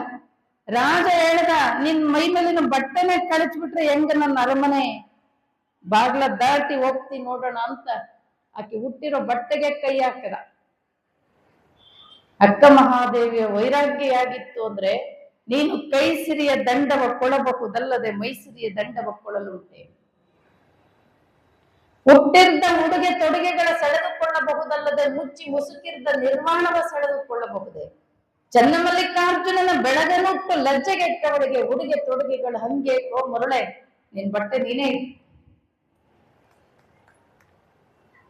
ಯಾಕೆ ಅಂದ್ರೆ ಅದು ಮನುಷ್ಯ ಜನ್ಮ ಅಷ್ಟು ಶ್ರೇಷ್ಠ. ಈ ಮನುಷ್ಯ ಜನ್ಮ ಬಂದಿರೋದೇ ನಾನಾರು, ನಾನು ಎಲ್ಲಿಂದ ಬಂದೆ, ನಾ ಎಲ್ಲಿಗೆ ಹೋಗ್ಬೇಕು ಅಂತಕ್ಕಂಥದನ್ನ ತಿಳ್ಕೊಳ್ಳಿಕ್ಕೆ. ಅದನ್ನ ತಿಳ್ಕೊಳ್ತಕ್ಕಂಥದ್ದೇ ಮಾನವ ಜೀವನದ ಗುರಿ. ಅದನ್ನ ತಿಳ್ಕೊಳ್ಳೋದ್ರ ಮಧ್ಯೆ ಇವನ್ನೆಲ್ಲ ದೇವರು ಬೇಕು ಅಂತ ಇಟ್ಟಿದ. ನೀವು ಅದೇ ಹೇಳ್ತಾರೆ, ಪ್ರಭುದೇವರು ಹೇಳ್ತಾರಲ್ಲ, ಭೂಮಿ ನಿನ್ನದಲ್ಲ, ಹೇಮ ನಿನ್ನದಲ್ಲ, ಕಾಮಿನಿ ನಿನ್ನವಳಲ್ಲ, ಇದು ಜಗಕ್ಕಿಕ್ಕಿದ ವಿಧಿ, ಬೇಕು ಅಂತ ಇಟ್ಟನೆ. ಇದ್ರಲ್ಲೇ ಬಿಟ್ಟು ಒದ್ದಾಡಬಹುದು, ಅದನ್ನ ಬಿಡಿಸ್ಕೊಂಡು ಬಂದ್ರು ಬರಬಹುದು, ಅದು ನಿಮಗ್ ಬಿಟ್ಟಿದ್ದು. ದೇವರಲ್ಲಿ ಎಲ್ಲ ಇಟ್ಟನೆ, ಚಲೋ ಇಟ್ಟನೆ, ಕೆಟ್ಟಿಟ್ಟನೆ, ಹಗಲಿಟ್ಟನೆ, ರಾತ್ರಿ ಇಟ್ಟನೆ, ಬೆಳಕಿಟ್ಟನೆ, ಕತ್ಲಿಟ್ಟನೆ, ಹೂ ಇಟ್ಟನೆ, ಮುಳ್ಳಿಟ್ಟನೆ. ಸಜ್ಜನರಿದ್ದಾರೆ, ದುರ್ಜನರಿದ್ದಾರೆ, ಸತ್ಸಂಗ ಇದೆ, ದುಸ್ಸಂಗ ಇದೆ, ಎಲ್ಲನೂ ಇಟ್ಟನೆ. ಆಯ್ಕೆ ಮಾಡ್ಕೊಳಕ್ ನಿಮಗ್ ಬಿಟ್ಟನೆ. ಇದೇ ಜಗತ್ತನ್ನ ನೋಡಿ ಬುದ್ಧ ಆಗಿದ್ದಾನೆ, ಇದೇ ಜಗತ್ತನ್ನು ನೋಡಿ ಮಹಾವೀರ ಆಗಿದ್ದಾನೆ, ಇದೇ ಜಗತ್ತನ್ನು ನೋಡಿ ಯೇಸು ಕ್ರಿಸ್ತ ಆಗಿದ್ದಾನೆ, ಇದೇ ಜಗತ್ತನ್ನು ನೋಡಿ ಮೊಹಮ್ಮದ್ ಪೈಗಂಬರ್ ಆಗಿದ್ದಾನೆ, ಇದೇ ಜಗತ್ತನ್ನು ನೋಡಿ ಬಸವಾದಿ ಪ್ರಮತ್ತರು ಅನೇಕ ಮಹಾತ್ಮರಾಗಿದ್ದಾರೆ, ಇದೇ ಜಗತ್ತನ್ನ ನೋಡಿ ಕೊಲೆಗಡಕರಾಗಿದ್ದಾರೆ, ಕ್ರೂರಿಗಳಾಗಿದ್ದಾರೆ, ಕೆಟ್ಟವರಾಗಿದ್ದಾರೆ. ಅವರು ನೋಡಿದ್ದು ಇದೇ ಜಗತ್ತು, ಇವರು ನೋಡಿದ್ದು ಇದೇ ಜಗತ್ತು. ಆಗಿದ್ದು ಮಾತ್ರ ಬೇರೆ ಬೇರೆ. ಯಾಕೆಲ್ಲರೂ ಅದು ಸಾಧ್ಯ ಇಲ್ಲ ಅಂದ್ರೆ, ಅದು ಎಲ್ಲರೂ ಆಗಬೇಕು ಅಂತ ದೇವರ ಸೃಷ್ಟಿಯಲ್ಲಿ ಇಲ್ಲ. ಅದು ಹಿಂಗೆ ಚನ್ನಬಸವಣ್ಣವ್ರು ಹೇಳ್ತಾರಲ್ಲ, ಬಟ್ಟ ಬಯಲೆಲ್ಲ ಗಟ್ಟಿಗೊಂಡಡೆ ಸ್ವರ್ಗ ಮರ್ತ್ಯ ಪಾತಾಳಕ್ಕೆ ಟಾವಿನಲ್ಲಿ, ಮೇಘದ ಜಲವೆಲ್ಲ ಮುತ್ತಾದಡೆ ಸಪ್ತ ಸಮುದ್ರಕ್ಕೆ ಉದಕವೆನ್ನಿಲಿಯೋದು. ಹುಟ್ಟಿದ ಮನುಜರೆಲ್ಲ ಮೆಟ್ಟನೆ ಶಿವಜ್ಞಾನಿಗಳಾದರೆ ಭವಕ್ಕೆ ಬೀಜವೆನ್ನಿಲಿಯೋದು. ಹಾಗಾಗಿ ಸಾವಿರಕ್ಕೊಬ್ಬ ಸತ್ಯ, ಲಕ್ಷಕ್ಕೊಬ್ಬ ಭಕ್ತ, ಕೋಟಿಗೊಬ್ಬ ಶರಣ. ಆತನ ಸೃಷ್ಟಿ ಇರೋದೇ ಹೀಗೆ, ಸೃಷ್ಟಿ ಇರೋದೇ ಹೀಗೆ. ಇದನ್ನ ಬಹಳ ಈ ಜಗತ್ತನ್ನ ಸೂಕ್ಷ್ಮವಾಗಿ ಒಂದಿಷ್ಟು ನೋಡಿದ್ರೆ ಗೊತ್ತಾಗ್ತದೆ. ಬಹಳ ಅದ್ಭುತ ಸೃಷ್ಟಿ ಇದು ಪರಮಾತ್ಮನದು. ಆ ಪರಾತ್ಪರ ವಸ್ತು ಎಲ್ಲ ಕಡೆ ತುಂಬಿದೆ. ಬಸವಣ್ಣ ಕೊಟ್ಟಂತ ಲಿಂಗಾಯತ ಧರ್ಮ ಏನಿದೆ, ದೇವರನ್ನ ಒಪ್ಪುವಂತ ಧರ್ಮ ಇದು. ದೇವರನ್ನ ಒಪ್ಪುವಂತ ಧರ್ಮ. ನೀವು ಆತನನ್ನ ಒಪ್ಪಿದ್ದೆ ಆದ್ರೆ, ನಂಬಿದ್ದೆ ಆದ್ರೆ, ಆತನ ಮೇಲೆ ವಿಶ್ವಾಸ ಇಟ್ಟಿದ್ದೆ ಆದ್ರೆ, ಆತನ ಮೇಲೆ ನಂಬಿಕೆಯನ್ನ ಇಟ್ಟಿದ್ದೆ ಆದ್ರೆ, ಅವನು ನಿಮ್ಮನ್ನ ಹೇಗೆ ಕಾಯ್ತಾನೆ ಅಂದ್ರೆ, ಬಸವಣ್ಣವ್ರು ಹೇಳ್ತಾನೆ, ಹಾವು ಕಿಚ್ಚು ಮುಟ್ಟಿಯ ಶಿಶುವೆಂದು ಎತ್ತ ತಾಯಿ ಮಗನ ಬೆಂಬತ್ತಿ ಬೊಪ್ಪ. ಬೊಪ್ಪೆಯ ನೀನು ಇಪ್ಪೆಯ ಕೂಡಲ ಸಂಗಮ ದೇವ. ಆ ರೀತಿಯಲ್ಲಿ ನಮ್ಮನ್ನ ಕಾಪಾಡ್ತಾನ. ಆತನ ಮೇಲೆ ವಿಶ್ವಾಸ, ನಂಬಿಕೆ ಅಂತಕ್ಕಂಥದ್ದು ಬಹಳ ಮುಖ್ಯವಾಗಿರ್ತಕ್ಕಂಥದ್ದು. ಹಾಗಾಗಿ ಅವನು ಹೇಗಿದ್ದಾನೆ, ಸುಮ್ಮನೆ ಒಂದು ದೃಷ್ಟಾಂತ, ಒಂದು ಕತೆ ನೋಡೋಣ. ಒಂದೂರ್ನಲ್ಲಿ ಒಬ್ಬ ರಾಜ ಇದ್ದ, ಶಿವರಾಜ. ಆ ರಾಜನಿಗೆ ಪಾಪ ಅಧ್ಯಾತ್ಮ ಜೀವಿ ಇದ್ದ. ಮೊದಲೆಲ್ಲ ಸುಮಾರು ಜನ, ಜನಕ ಮಹಾರಾಜ ಕೆಲವೆಲ್ಲ ನಾವು ರಾಜರು ನೋಡ್ತೀವಿ, ಬಹಳ ಅಧ್ಯಾತ್ಮ ಜೀವಿಗಳಿದ್ರು, ಜ್ಞಾನಿಗಳಿದ್ರು. ಈತನ ಒಬ್ಬ ಜ್ಞಾನಿ ರಾಜ. ಆತನಿಗೆ ಒಂದಿಷ್ಟು ಪ್ರಶ್ನೆಗಳು ಬಹಳ ಕಾಡ್ತಿದ್ವು. ಅವನ ಆಸ್ಥಾನದಲ್ಲಿ ಬಹಳ ಜನ ಪಂಡಿತರುಗಳನ್ನ ಸಾಕಿದ್ದ. ಅವನ ಪ್ರಶ್ನೆ ಏನಂದ್ರೆ, ದೇವರು ಎಲ್ಲಿದ್ದಾನೆ ಅಂತ. ಎರಡನೇ ಪ್ರಶ್ನೆ, ದೇವರು ಯಾವ ಕಡೆ ಮುಖ ಮಾಡಿಕೊಂಡಾನೆ. ಮೂರನೇ ಪ್ರಶ್ನೆ, ದೇವರು ಏನೇನ್ ಮಾಡ್ತಾನೆ ಅಂತ. ಒಂದು 3-4 ಪ್ರಶ್ನೆಗಳು ಬಹಳ ಕಾಡುತ್ತಿದ್ವು. ಅದಕ್ಕೆ ನನಗೆ ಸರಿಯಾದ ಪ್ರಶ್ನೆಗೆ ಉತ್ತರ ಕೊಟ್ಟವರಿಗೆ 10,000 ರೂಪಾಯಿ ಬಹುಮಾನ ಕೊಡ್ತೀನಿ ಅಂತ ಇಡೀ ತನ್ನ ರಾಜ್ಯದ ತುಂಬಾ ಡಂಗುರ ಸಾರಿಸಿದ್ದ. ಎಲ್ಲೆಲ್ಲಿ ದೊಡ್ಡ ದೊಡ್ಡ ಪಂಡಿತರಿದ್ದಾರೆ, ಜ್ಞಾನಿಗಳಿದ್ದಾರೆ ಅಂತ ಅನ್ಸಿತ್ತು, ಅಲ್ಲೆಲ್ಲ ಓಲೆಗಳನ್ನ ಕಳಿಸಿದ್ದ. ಒಂದು ದಿನ ನಿಗದಿ ಮಾಡಿದ್ದ, ಅವತ್ತಿನ ದಿನ ಬಂತು, ಎಲ್ಲರೂ ಸೇರಿದ್ರು. ರಾಜ ಪ್ರಶ್ನೆ ಕೇಳ್ದ, ದೇವರು ಎಲ್ಲಿದ್ದಾನೆ, ಯಾವ ಕಡೆ ಮುಖ ಮಾಡಿಕೊಂಡನೆ, ದೇವರು ಏನೇನ್ ಮಾಡ್ತಾನೆ? ದೇವರು ಧರ್ಮ ಅಂತಕ್ಕಂಥದ್ದು ಅನುಭವ ವೇದ್ಯನ ವಿನಃ ಅದು ಪುಸ್ತಕೀಯ ಜ್ಞಾನದಿಂದ ಸಿಗ್ಲಿಕ್ಕೆ ಸಾಧ್ಯ ಇಲ್ಲ. ಹಾಗಾಗಿ ಬಹಳ ಜನ ಪಂಡಿತರು ಎಲ್ಲರೂ ವಿಚಾರ ಮಾಡಕ್ ಶುರು ಮಾಡಿದ್ರು, ಎಲ್ಲಿದ್ದಾನೆ ಏನು ಉತ್ತರ ಕೊಡ್ಲಿಕ್ಕೆ ತಡವರಿಸ್ತಾ ಇದ್ರು. ಅದರಲ್ಲೂ ಒಬ್ಬ ಆಸ್ಥಾನದ ಹಿರಿ ಪಂಡಿತ ಇದ್ದ, ಕಾಶಿನಾಥ್ ಶಾಸ್ತ್ರಿ ಅಂತ. ರಾಜನಿಗೆ ಬಹಳ ಸಿಟ್ಟು ಬಂತು, ಇಷ್ಟು ಜನ ನಿಮ್ಮ ಪಂಡಿತರು ಇಡೀ ನಿಮ್ಮ ಸಂಸಾರವನ್ನ ಸಾಕೊಂಡು ಬಂದಿದ್ದೀನಿ, ನನ್ನ ಒಂದಿಷ್ಟು ಜಿಜ್ಞಾಸೆ, ನನ್ನ ಒಂದಿಷ್ಟು ಪ್ರಶ್ನೆಗಳಿಗೆ ನೀವು ಉತ್ತರ ಕೊಡದೇ ಇದ್ರೆ ನೀವೆಲ್ಲ ಇರೋದು ಯಾಕೆ? ಅದರಲ್ಲೂ ಒಬ್ಬ ಹಿರಿ ಪಂಡಿತ ಇದ್ದ, ಆತನ ಮೇಲೆ ಬಹಳ ಸಿಟ್ಟಿನಿಂದ ರಾಜ ಹೇಳ್ದ, ಪಂಡಿತ್ರೆ ನನಗೆ ಈ ಪ್ರಶ್ನೆಗೆ ಉತ್ತರ ಕೊಡ್ಲೇಬೇಕು, ಉತ್ತರ ಕೊಟ್ರೆ 10,000 ರೂಪಾಯಿ ಬಹುಮಾನ, ಉತ್ತರ ಕೊಡದೇ ಇದ್ರೆ ತಲೆದಂಡ ಅಂದ, ಮರಣದಂಡನ ಶಿಕ್ಷೆ ಕೊಡ್ಬೇಕಾಗ್ತದೆ ಅಂತ. ಪಂಡಿತನಿಗೆ ಗಾಬರಿ ಆಯ್ತು. ಮಹಾರಾಜ ನನಗೊಂದು 15 ದಿವಸ ಅವಕಾಶ ಕೊಡ್ರಿ ಅಂದ. ಆಯ್ತು ಅಂದ ರಾಜ. ಮನೆಗೆ ಬಂದ. 30 ವರ್ಷ ಕಾಶಿಯಲ್ಲಿ ಅಭ್ಯಾಸ ಮಾಡಿ ಬಂದಿದ್ದ ಕಾಶಿನಾಥ್ ಶಾಸ್ತ್ರಿ. ಎಲ್ಲ ಪುಸ್ತಕಗಳನ್ನ ಕೆಳಗಿಟ್ಟ, ಒಂದೊಂದೇ ಪೇಜ್ ತಿರುವಾಕಕ್ಕೆ ಶುರು ಮಾಡ್ದ. ದೇವರು ಎಲ್ಲಿದ್ದಾನೆ, ಯಾವ ಕಡೆ ಮುಖ ಮಾಡ್ಕೊಂಡಾನೆ? 1 ದಿನ 2 ದಿನ 7 8 10 ದಿನ ಆಗಕ್ ಬಂತು, ಉತ್ತರ ಸಿಗ್ಲೇ ಇಲ್ಲ ಪುಸ್ತಕದಾಗ. ಅವ್ರ ಮನೆಯಲ್ಲಿ ಒಂದು 30 ವರ್ಷದಿಂದ ಕೆಲಸ ಮಾಡ್ಕೊಂಡು ಒಬ್ಬ ಕುರುಬರು ಸಿದ್ದಪ್ಪ ಅಂತಿದ್ದ. ಅವನು ಹೆಬ್ಬೆಟ್ಟು, ಶಾಲೆ ಕಾಲೇಜ್ ಏನು ಕಲ್ತವಲ್ಲ, ಅಕ್ಷರ ಜ್ಞಾನ ಇಲ್ಲ. ಅಮ್ಮ ಒಂದು ದಿನ ಪಂಡಿತ್ರನ್ನ ಮಾತಾಡಿಸ್ತ, ಪಂಡಿತ್ರೆ ಯಾಕೋ ಮೊದಲಿದ್ದಂಗಿಲ್ಲ, ನೀವು ಮಾತಾಡಿದ್ರೆ ಸಿಟ್ಟು ಮಾಡ್ತೀರಿ, ಯಾಕೋ ಬಹಳ ವೀಕ್ ಆಗಿರಿ, ತೆಳ್ಳಗಾಗಿರಿ, ಬೆವಿತಿದ್ದೀರಿ, ಏನೋ ಎದರಿರಿ, ಏನಾಗ್ಯದ ನಿಮಗೆ ಅಂತ ಕೇಳ್ದ ಒಂದಿನ. ನಿನಗೇನೋ ಗೊತ್ತಾಗ್ತದೆ ಕುರುಬ ಅಂದವ. ನಾನು 30 ವರ್ಷ ಕಾಶಿಯಲ್ಲಿ ಅಭ್ಯಾಸ ಮಾಡಿ ಬಂದಿರ್ತಕ್ಕಂಥವ್ರು, ನನಗೇ ಗೊತ್ತಿಲ್ಲ, ನಿನಗೇನೋ ಗೊತ್ತಾಗ್ತದೆ. ಆದ್ರೂ ಬಿಡ್ಲಿಲ್ಲ ಕುರುಬರು ಸಿದ್ದಪ್ಪ, ಏನಾಗಿದೆ ಹೇಳಾರ ಹೇಳ್ರಿ ಅಂತ ಹಂಗೆ ಗಂಟು ಬಿದ್ದ. ಅವನು ಯಾವಾಗ ಪಂಡಿತ ಹೇಳ್ದ, ನೋಡೋ ನನಗಿಂತ ಪ್ರಶ್ನೆ ಕೇಳೇನ್ ರಾಜ, ನಾನೇನಾದ್ರೂ ಉತ್ತರ ಹೇಳದೇ ಇದ್ರೆ ಇನ್ನೊಂದು 4-5 ದಿನ ಸಮಯ ಇದೆ, ನನಗಿನ್ನು ಉತ್ತರ ಸಿಕ್ಕಿಲ್ಲ. ಉತ್ತರ ಹೇಳದೇ ಇದ್ರೆ ನಾನಿನ್ 4-5 ದಿನ ಅಷ್ಟೇ ಬದುಕಿರೋದು. ರಾಜ ತಲೆದಂಡ ಅಂತ ಹೇಳಿದ. ಏನ್ ಪ್ರಶ್ನೆ ಕೇಳ್ಯಾರಿ ಅಂತ ಕೇಳದವ ಕುರುಬರು ಸಿದ್ದಪ್ಪ. 1ನೇ ಪ್ರಶ್ನೆ ಏನು, ದೇವರು ಎಲ್ಲಿದ್ದಾನೆ? 2ನೇ ಪ್ರಶ್ನೆ, ಯಾವ ಕಡೆ ಮುಖ ಮಾಡ್ಕೊಂಡಾನೆ? 3ನೇ ಪ್ರಶ್ನೆ, ದೇವ್ರು ಏನೇನ್ ಮಾಡ್ತಾನೆ? ಅಯ್ಯೋ ಇಷ್ಟೇನಾ, ಇದಕ್ಕೆ ಉತ್ತರ ನಾ ಹೇಳ್ತೀನಿ ಅನ್ನವ. 1 ದಿನ ಸಾಲಿ ಕಲ್ತವನಲ್ಲ, ಅಕ್ಷರ ಜ್ಞಾನ ಇಲ್ಲ.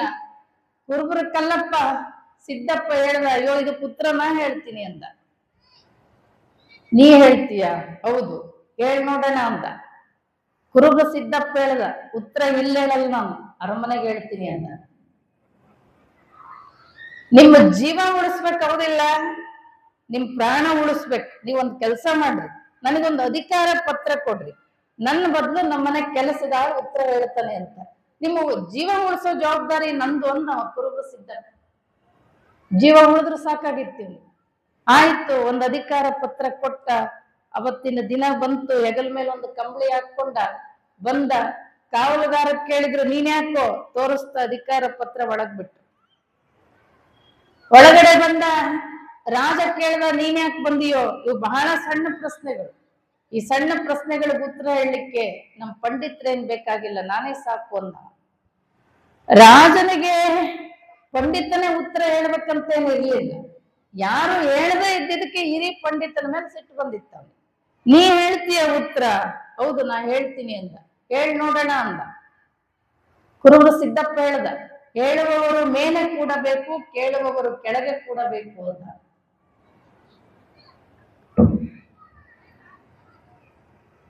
ನಾವೊಂಚೂರು ಏನೋ ಹೇಳ್ತೀನಿ ಅಂತ ತಂದು ಮ್ಯಾಲ್ ಕೂಡ್ಸಿರಿ, ನೀವು ಕೇಳ್ತೀರ ಅಂತ ಕೆಳಗ್ ಕುಂತೀರಿ. ಸರಿ ಅನ್ನಿಸ್ತು. ರಾಜ ಆಧ್ಯಾತ್ಮ ಜೀವಿ ಇದ್ದ, ಯಾವುದಕ್ಕೂ ಏನು ಅಂಟ್ಕೊಂಡಿರ್ಲಿಲ್ಲ. ಹಾಗಾಗಿ ಕುರುಬರು ಸಿದ್ದಪ್ಪನ ಒಯ್ದು ಸಿಂಹಾಸನ ಮೇಲೆ ಕೂಡಿಸ್ತಾ ಅವನು ಬಂದು ಕೆಳಗ್ ಕುಂತ.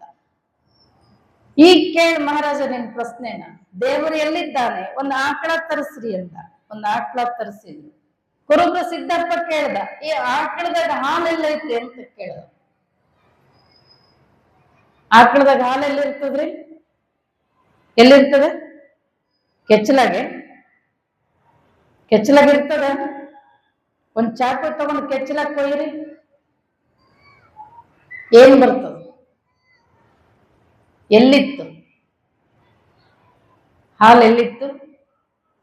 ಇಡೀ ಶರೀರದ ರಕ್ತದ ಕಣಕಣದಲ್ಲೂ ಇರ್ತದೆ. ಕೆಚ್ಚಲ ಮುಖಾಂತರ ಹೊರಗಡೆ ಬರುತ್ತೆ. ಹಾಗೆ ಪರಮಾತ್ಮ ಎಳ್ಳು ಗೊನೆಗಳು ಮುಳ್ಳು ಮನೆಗಳು ಕೊಳ್ಳು ಬಿಡದಂಗ ಹೊರಗ ಒಳಗ ತುಂಬಿ ತುಳುಕ್ತಾನೆ. ಹೇಳ ತಂಗಿ ಚಿಂತೆ ಅಕ್ಕ ಮಾಡುತ್ತಿ ಚಿನ್ಮೆಯಲ್ಲಿದ್ದಾನೆ. ಅಣುವಿನಲ್ಲೂ ಮಹತ್ತಿನಲ್ಲೂ ಎತ್ತೆತ್ತ ನೋಡಿ ದಡತ್ತತ್ತ ಜಗದಗಲ ಮುಗಿಲಗಲ ಮಿಗೆಯಗಲ ನಿಮ್ಮಗಲ ಎಲ್ಲ ಕಡೆ ಓತಪ್ರೋತವಾಗಿ ತುಂಬಿದಾನೆ. ಯಾರು ಭಕ್ತಿಯಿಂದ, ನಿಷ್ಠೆಯಿಂದ, ನಂಬಿಕೆಯಿಂದ, ಶರಣಾಗತಿಯಿಂದ ಆತನ ಮೇಲೆ ವಿಶ್ವಾಸದಿಂದ ಕರೀತಾರೆ, ಅಂತವರ ಹೃದಯ ಕಮಲವನ್ನು ಕೆಚ್ಚಲ ಮುಖಾಂತರ ದೇವರು ಪ್ರಕಟ ಆಗ್ತಾನೆ, ಅನುಭವಕ್ಕೆ ಬರ್ತಾನೆ ಅಂತ ಹೇಳದ ಕುರುಬ ಸಿದ್ದಪ್ಪ. ಸಂತೋಷ ಆಯ್ತು ರಾಜನಿಗೆ. ಎರಡನೇ ಪ್ರಶ್ನೆ, ಯಾವ ಕಡೆ ಮುಖ ಮಾಡ್ಕೊಂಡಾನೆ? ಒಂದು ದೀಪ ತರ್ರಿ ಮಹಾರಾಜರೇ. ದೀಪ ತಂದ್ರು. ದೀಪ ಹಚ್ಚ್ರಿ. ಹಚ್ಚಿದ ರಾಜ ದೀಪನ. ಕುರುಬ ಸಿದ್ದಪ್ಪ ಕೇಳ್ದ, ಈ ಉರಿತಾ ಇರೋ ದೀಪದ ಮುಖ ಯಾವ ಕಡೆಗೆ? ಯಾವ ಕಡೆಗೆ ಇರ್ತದ್ರಿ? ವಿಶ್ವತೋ ಚಕ್ಷು ನೀನೇ ದೇವ.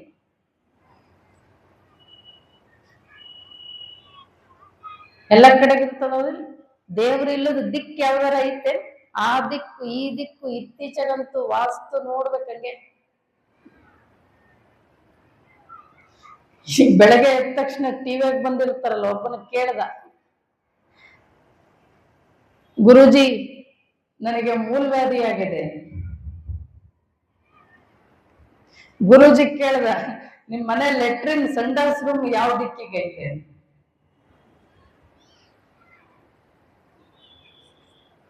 ದೇವ್ರ ಇಲ್ಲದ ದಿಕ್.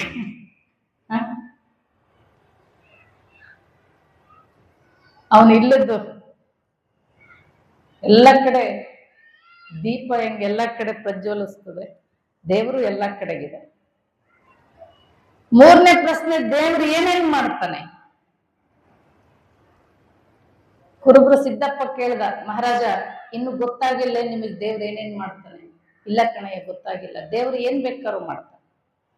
30 ವರ್ಷ ಕಾಶಿಯಲ್ಲಿ ಅಭ್ಯಾಸ ಮಾಡಿ ಬಂದಿರ್ತಕ್ಕಂಥ ಕಾಶಿನಾಥ ಶಾಸ್ತ್ರಿಯನ್ನ ಪೆದ್ದ ಶಾಸ್ತ್ರಿ ಮಾಡಿ ಮನೆಯಾಗ ಕೂಡ್ಸ್ಯಾರ. ನನ್ನಂತ ಕುರುಬರು ಸಿದ್ದಪ್ಪನ ತಗೊಂಡು ಬಂದ ಸಿಂಹಾಸನದ ಮೇಲೆ ಕೂಡ್ಸೇನೆ ನಿಮ್ಮಂತ ಮಹಾರಾಜನ ತಗೊಂಡೋಗಿ ಕೇಳಿದ್ರೆ ದೇವ್ರಿನ್ನು ಏನೇನ್ ಮಾಡ್ಬೇಕು ಅಂತ. ದೇವ್ರು ಏನ್ ಬೇಕಾದ್ರೂ ಮಾಡ್ತಾನೆ. ತಿಪ್ಪೆ ಹೋಗಿ ಉಪ್ಪರಿಗೆ ಆಗ್ತದೆ, ಉಪ್ಪರಿಗೆ ಹೋಗಿ ತಿಪ್ಪೆ ಆಗ್ತದೆ. ಲಕ್ಷಾದೇಶ ಹೋಗಿ ಭಿಕ್ಷಾದೇಶ ಆಗ್ತಾನೆ. ಇದು ದೇವರ ಸೃಷ್ಟಿ ಆಗಿದೆ ಅಂದ್ರೆ, ಇದು ಜಗತ್ತಂದ್ರೆ ನಿಮಿಷಕ್ಕೂ ಚಲಿಸ್ತಿರ್ತದೆ. ಈಗ ಇದ್ದಿದ್ದು ಇನ್ನೊಂದು ಕ್ಷಣಕ್ಕೆ ಹೀಗೆ ಇರುತ್ತೆ ಅಂತಿಲ್ಲ. ಇವತ್ತು ರಾತ್ರಿ ಕೋಟ್ಯಾಧೀಶ ಇದ್ದವ್ರು ಬೆಳಗ್ಗೆ ಎದ್ದು ಭಿಕ್ಷಾಧೀಶ ಆಗ್ಬೋದು. ಇವೆಲ್ಲ ಭೂಕಂಪಗಳು, ಇವೆಲ್ಲ ನೋಡಿರಲ್ಲ ನೀವು, ಪ್ರವಾಹಗಳು. ಏನ್ ಬೇಕಾದ್ರೂ ಮಾಡ್ತಾನೆ ದೇವ್ರು. ಹಾಗಾಗಿ ಎಲ್ಲ ಕಡೆ ಓತಪ್ರೋತವಾಗಿ ತುಂಬಿರ್ತಕ್ಕಂಥ ಒಂದು ಪರಾತ್ಪರ ವಸ್ತು ಇದೆ.